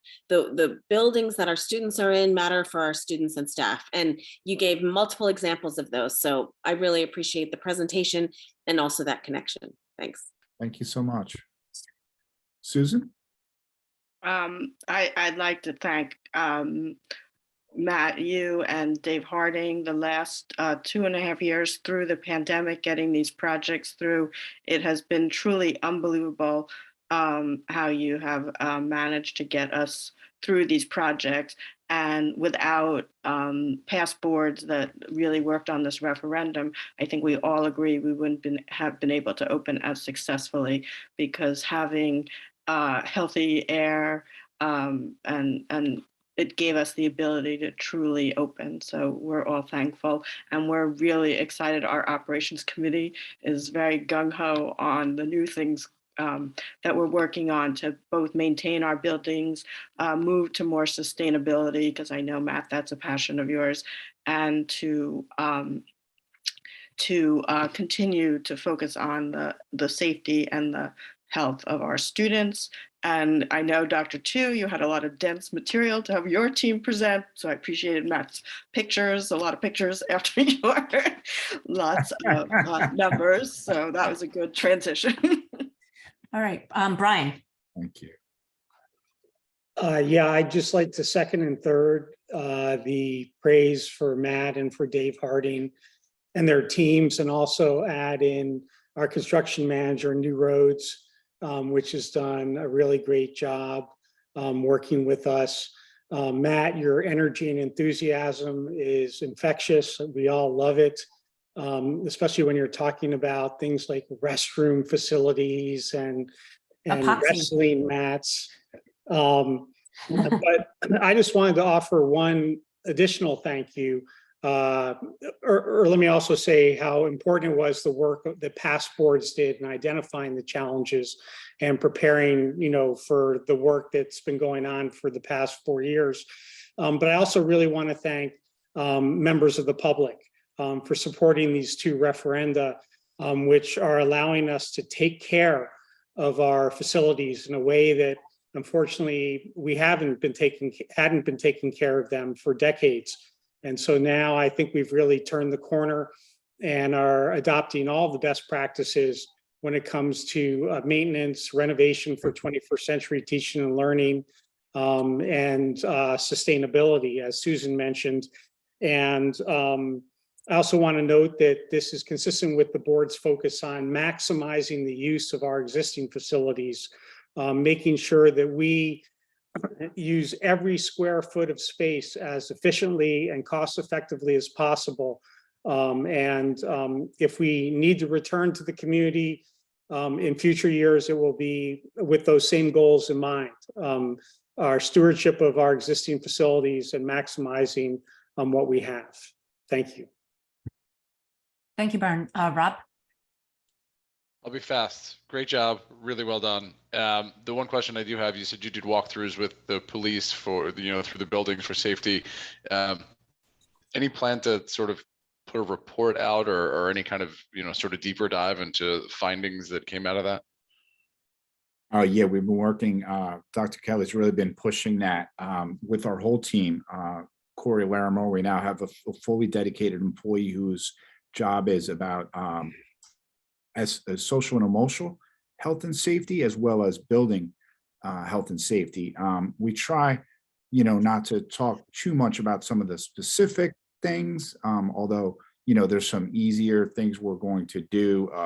The window numbering of the windows, so the outside, so the police can work with us. We've had the police been working with new leadership over there. I guess effective November 1st, the new chief in town, really been making the buildings more accessible. They want to be in our buildings more because if something happens, that thing that we never want to happen, they need to know the buildings. So we are working closely with them. And then there's some other work that we're doing at the middle and high school, assessing things, really all the schools, trying to make sure that we can be prepared for, unfortunately, for the potential of something bad happening. Also, Rob, we will put in the weekly update just where we are with the recommendations. And next month, both Dana and Corey are going to be presenting to the board around the various things that we're doing for students' mental health, as well as the security safety from that report. But just as a reminder, we did provide the recommendations for each of the schools several weeks ago. I want to say probably closer to the summer, once we've received those reports. We could resend those out to you if you'd like. Okay, thank you. Mr. Bolden, do you have anything else? You need a drink of water? I'm good. No? Okay. All right. So we're just going to take a quick detour and we're going to go to personnel and we're going to go to K3 appointments. And if I could just have, just bear with me, everyone. If I could just have a motion, please. Rob, second, Debbie. Okay. And now I'm going to turn it over to Kim Tu to introduce our newest employee of the district. Thank you. Got it. So I don't want to steal her thunder. So Sarah Moore, our new supervisor of elementary education, has a passion for providing supports to students who need a little boost. And so went out on her own and partnered with Tri-State Bernedoodles in West Berlin, New Jersey, who donated a therapy pup designated for our school district Sarah sent out a Google form to all of our elementary students and they chose the name Tiger. If you saw on some of our social media, Tiger, oh, there he is, came Oh, there we go. to Valley Road on Friday. So, because he's working with adults, he is absolutely the right demeanor and fit to work with our students. A total schmush, as I like to say, love bug, and knew exactly who the boss was, laid at Carol's feet and slept at her feet in one of our meetings. So Sarah, I'm not sure if there's anything else you want to say and thanking Tri-State Bernedoodles. Yeah, we're just so thankful to them for the donation of Tiger. I will say that already the excitement around him from staff and students is just something to be felt in the building. I have had the shyest students come up to me. I spend every day in one of the elementary buildings throughout the week so that I'm on site for teachers and for students. And I get to spend my mornings in the cafeteria with students and getting to know them and going outside and seeing families.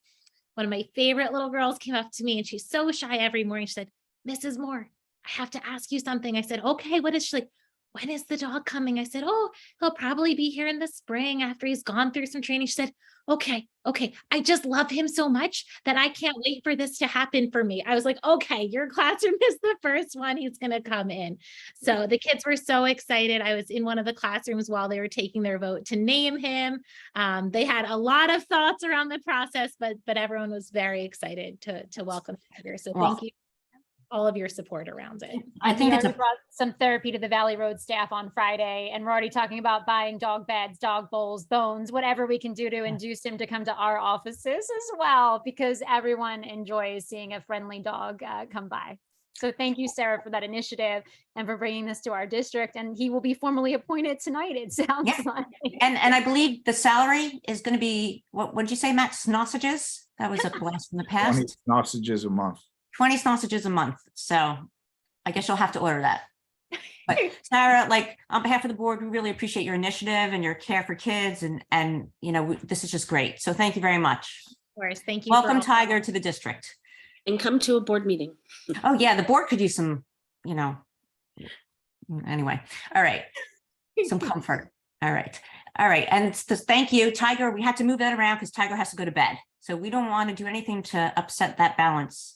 So good night to Tiger and Mrs. Moore. And with that, we're going to move on to our student board members report.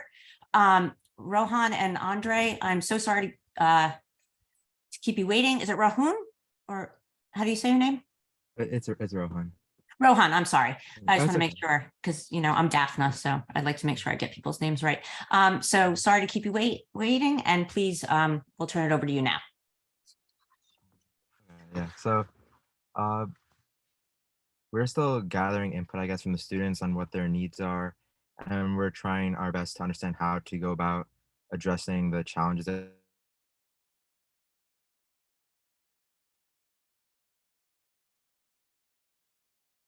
Sorry, we can't hear you, Rohan. Oh, is it You're like freezing. We can't hear you. Sorry, I was in the can you hear me now? All right, try now. What if you turn off your video? Try turning off your video. Maybe we could hear you better. Can you hear me now? Yeah. Yeah, sorry, I was in the library, but then they closed at 9, so I'm like sitting in my car to the library. Ah. Good, but no, I was just saying, so we're still gathering input from the students on what their needs are, and we're trying our best to understand how to go about addressing the problems that are being faced in the school. And it's very important that we accurately capture the voices of the student body to the extent that we can, and especially their ideas and their perspectives. And we're also planning on sending out a survey soon to as many students as possible, and also setting up more means of communication with students. So really we get that broad spectrum of student voices. I think both of us generally have been pretty busy with college applications, so we haven't had too much time to allocate to our board responsibilities. But hopefully by the next board meeting, we will have more sort of information, both qualitative and quantitative data that we can show to the board in terms of what students' needs are. That would be great. Oh, go ahead, Rohan. Oh, sorry, yeah. But just on an overview, some of the initiatives that we want to pursue are first like as you guys were talking about, providing more resources for students' mental health and wellness. We've already begun speaking with Mr. Smeal and Ms. Lagas to set up weekly wellness sessions for the students as well. Yeah, and then also like lastly, again, we're trying to prioritize working towards equity in the district, and we saw a lot of that in the presentation earlier, and especially just looking at things like representation in advanced classes, but also in general, just like performance among different demographic groups, and looking at ways which we can address the disparities that we see in the school. So, thank you for listening to our update, and we hope to make lots of progress before our next meeting. Well, thank you both. We're so sorry to have kept you waiting, and we know how busy you are with college applications, so feel free to leave the meeting to go work on that. We appreciate wait, one second. sorry. No, I just want to, Betsy Baglia, just raise your hand. He knows why I'm doing this. And Brian McDonald. Okay, Andre? All right, sorry. That will help with the college application. Sorry about that. Okay. So we look forward to you coming back in next month and presenting some data for us. Thank you. Thank you. Good luck with those applications.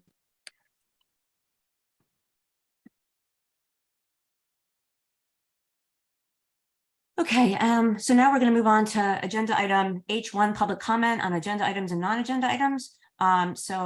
Please just raise your virtual hand and Mr. Bolden will call on you. I just ask that you please keep your comments to 3 minutes. Please try not to use people's names and please keep the comments civil. Thank you.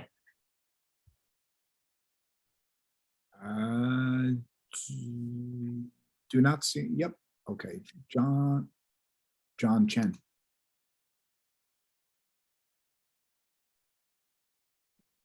Hello. Hello. Hello. Hi. Good evening. Yeah, I'd like to make a comment on our strategic planning, and specifically about the one of the things that in the strategic planning is proportional enrollment of advanced courses as a measure for opportunity and achievement for all.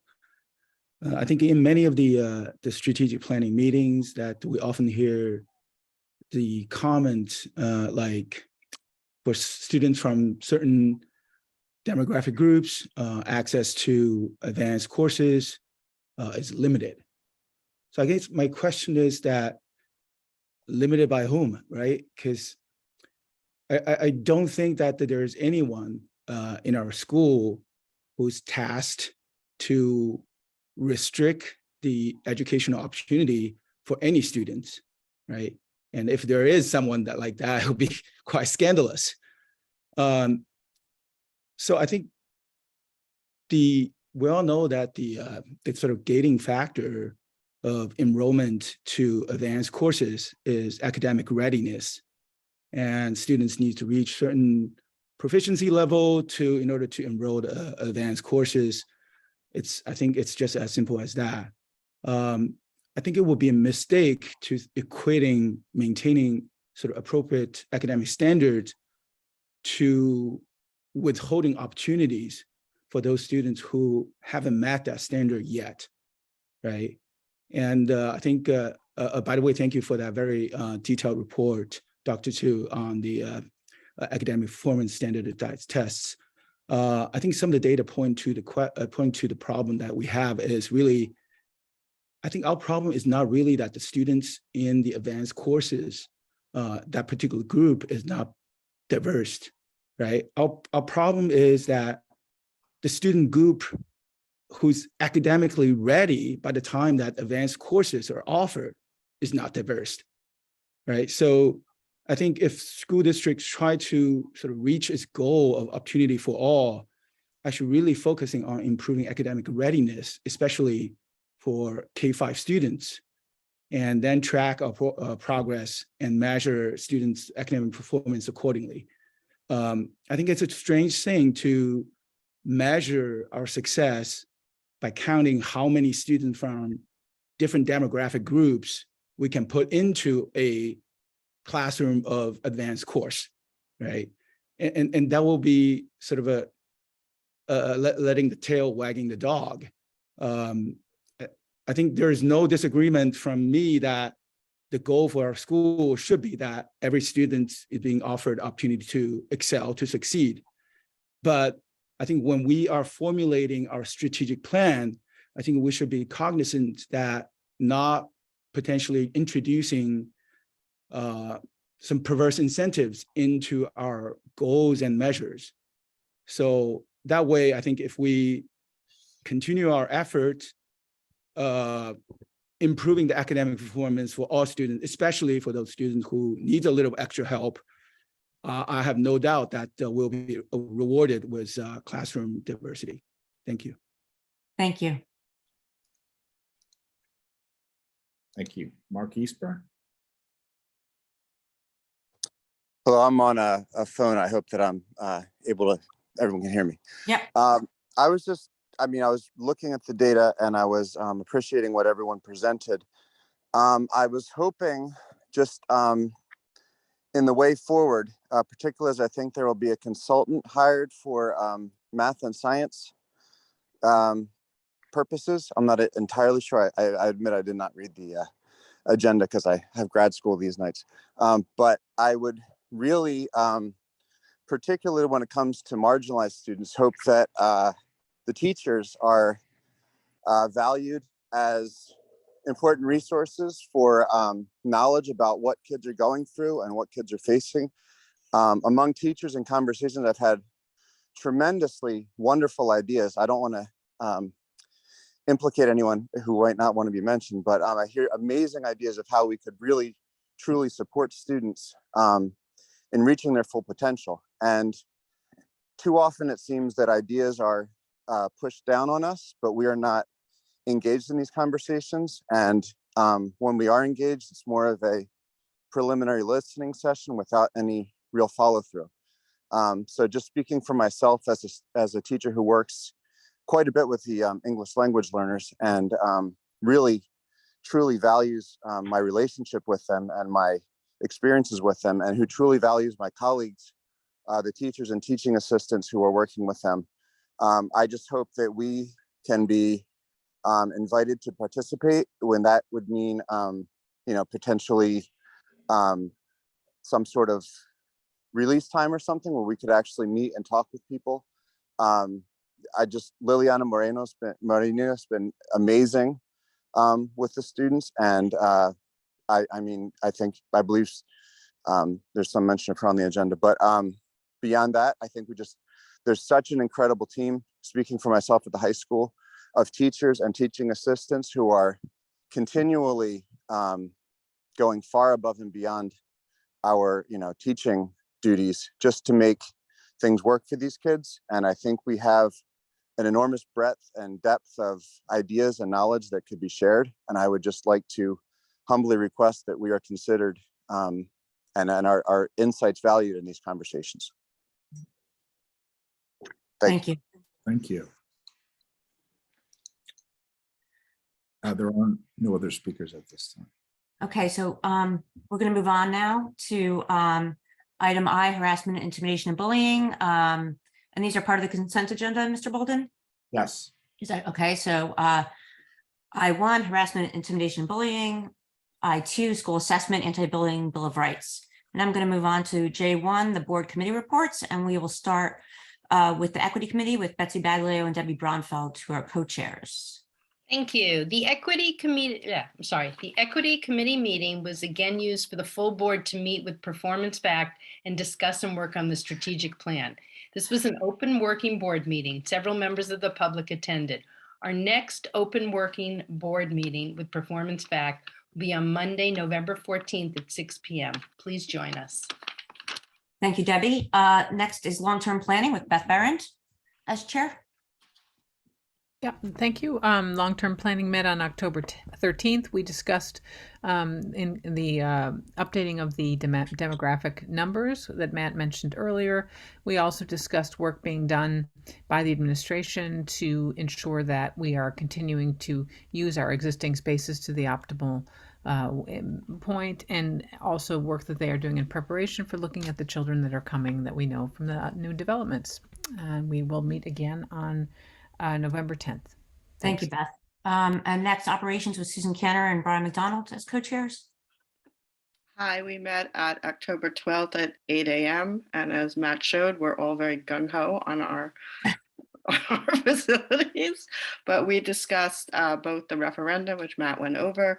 We then discussed sustainability, as we do each meeting. And something Matt did not mention is the district is pursuing potential grants for electric buses. So we all have our fingers crossed that that goes well. We thank Sustainable Princeton for working with us on that. And also Anthony presented a pilot of an early morning swim program that the district is considering now that the pool has been renovated. So we were excited to hear about that. So our next meeting is November 9th at 8 a.m. and it is open to the public. And we, if everyone else is excited about as facilities we are, we ask you to join. All right, thank you, Susan. And next is personnel with Chair Debbie Braunfeld. Thanks. The Personnel Committee met on Thursday, October 13th. Matt Bolden and Donna Braden spoke to the committee about the current bus driver shortage and things PPS needed to do. Tonight, we will be approving salary increases and benefit opportunities. The committee reviewed the demographics of new hires for the 2022-2023 year. There were 50 new hires, 38 were white, which is 55%, 14 Asian, 20%, 11 Hispanic, 16%, 5 were Black, 7%, 1 Pacific Islander came out to 1%, and 1 multiracial, 1%. We also spoke about self-care workshops, building monitor workshops, and legal handling of difficult situation workshops. Our next meeting is November 10th. I also wanted to comment that we will continue our bagels with the board, open to staff, families, and community members. Our next one is Friday, October 21st at CP from 8 to 9. Then we have Friday, October 28th at JP from 8 to 9. Then we have Friday, November 4th at PMS from 8 to 9. And then finally, Friday, November 18th is at PHS from 3:30 to 4:30. Please come and meet the board. We'll see you then. Thanks. All right, thank you, Debbie. Next, we have policy with co-chairs Beth Barron and Jean Durbin. Hi, policy met on October 14th at 8:15. We discussed mandated policy changes related to HIB. They'll be on the agenda in November. Staff and the administration are currently reviewing those changes now. We touched upon the field trip policy and proposed edits to that. And some advocacy issues. We will next meet at 8:15 on November 4th. Okay, thank you very much, Jean. Next on to student achievement with Chair Betsy Baglio. Thank you. We met on Wednesday, October 12th at 11:30 on Zoom. We want to thank very much the Cranberry Municipal Alliance for Drug Prevention. They came to speak with us about a grant for the high school for sophomores. They're bringing in some new mental health programming that we also want to thank Brian Dubinsky, our Director of Health and Wellness, for really working the schedule so that that would fit in with the 10th grade curriculum. So we really are very excited about that program and thank them very much. That grant is on our agenda this evening to be approved. We also saw a preview of the data presentation. We really dove into the AP, SAT, and ACT data. We got an introduction to the other data that was presented by Kim and her team. And again, thank you so much, Dr. Tu, to you and the entire team for your work on that. Dana Karras joined us to share information about a new survey by the state on climate and culture in our schools. And we're really eager to implement that. It will be great to have some consistent data, a survey that's been vetted. And so we'll look to implement that and administer that soon. And then finally, Priscilla Russell attended to speak to the international trip to Cuba that is on our agenda this evening. It's the second international trip the board has been asked to approve since COVID. Just a note, as with any of our field trips, if a child is unable to attend due to inability to pay, that is not a barrier to these trips. So all students are included. That information is on our agenda for us to vote on this evening. We then adjourned into closed session, and our next meeting for student achievement is Wednesday, November 2nd at 11:30. Thank you. Thank you very much, Betsy. Okay, any questions?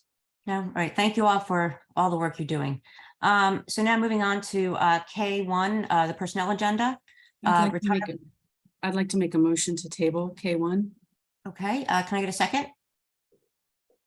Debbie, okay. Mr. Bolden, how do we do this? It's brought to vote.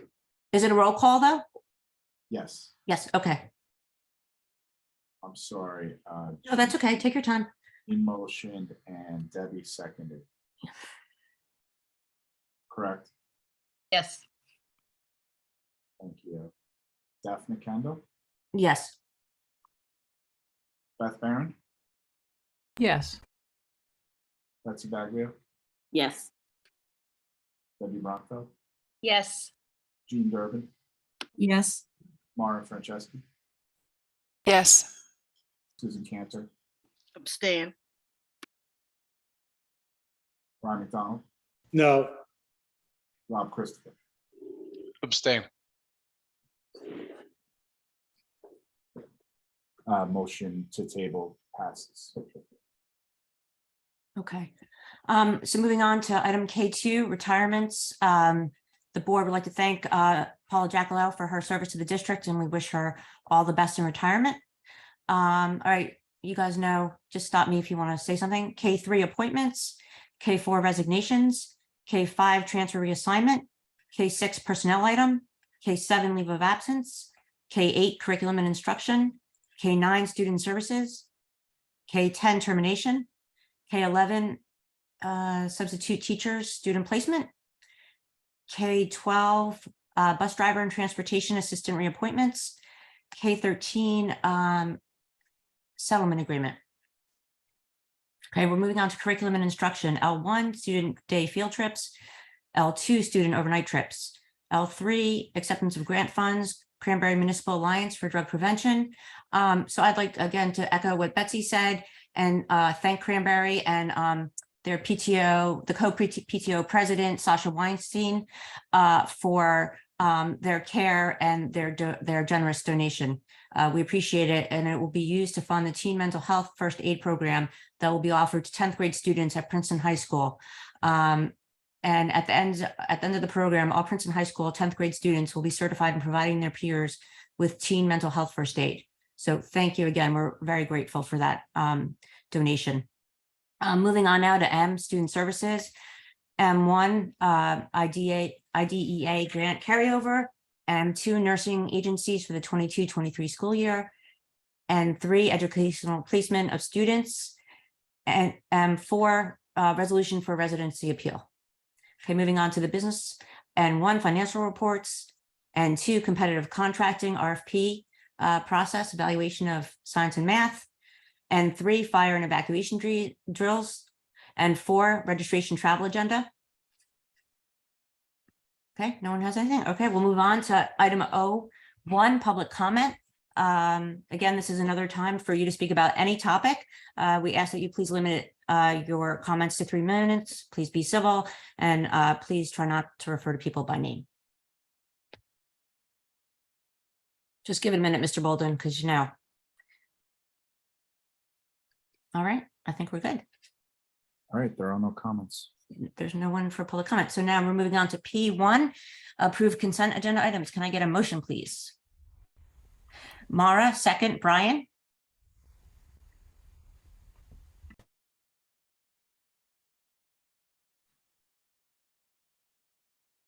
Daphne Kendall, Yes.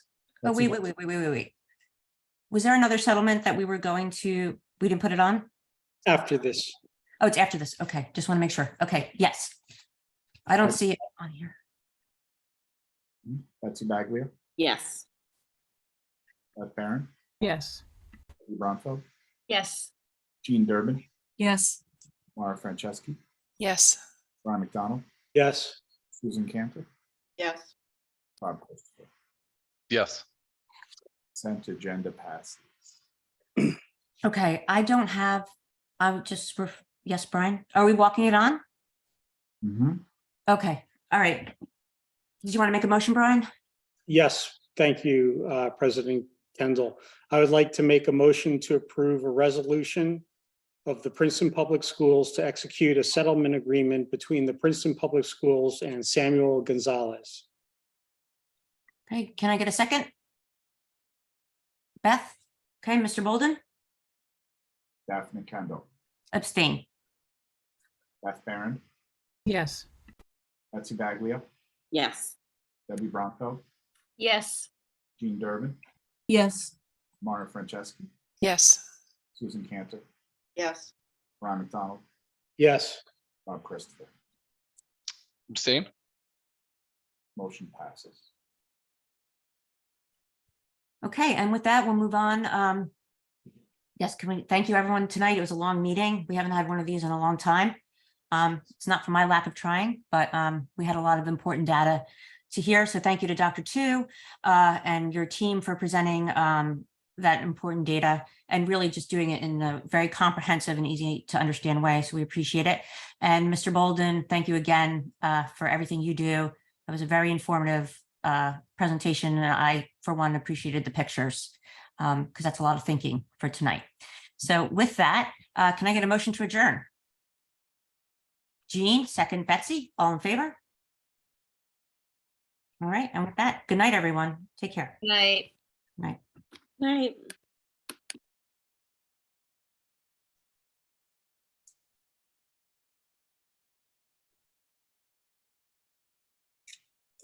Good night.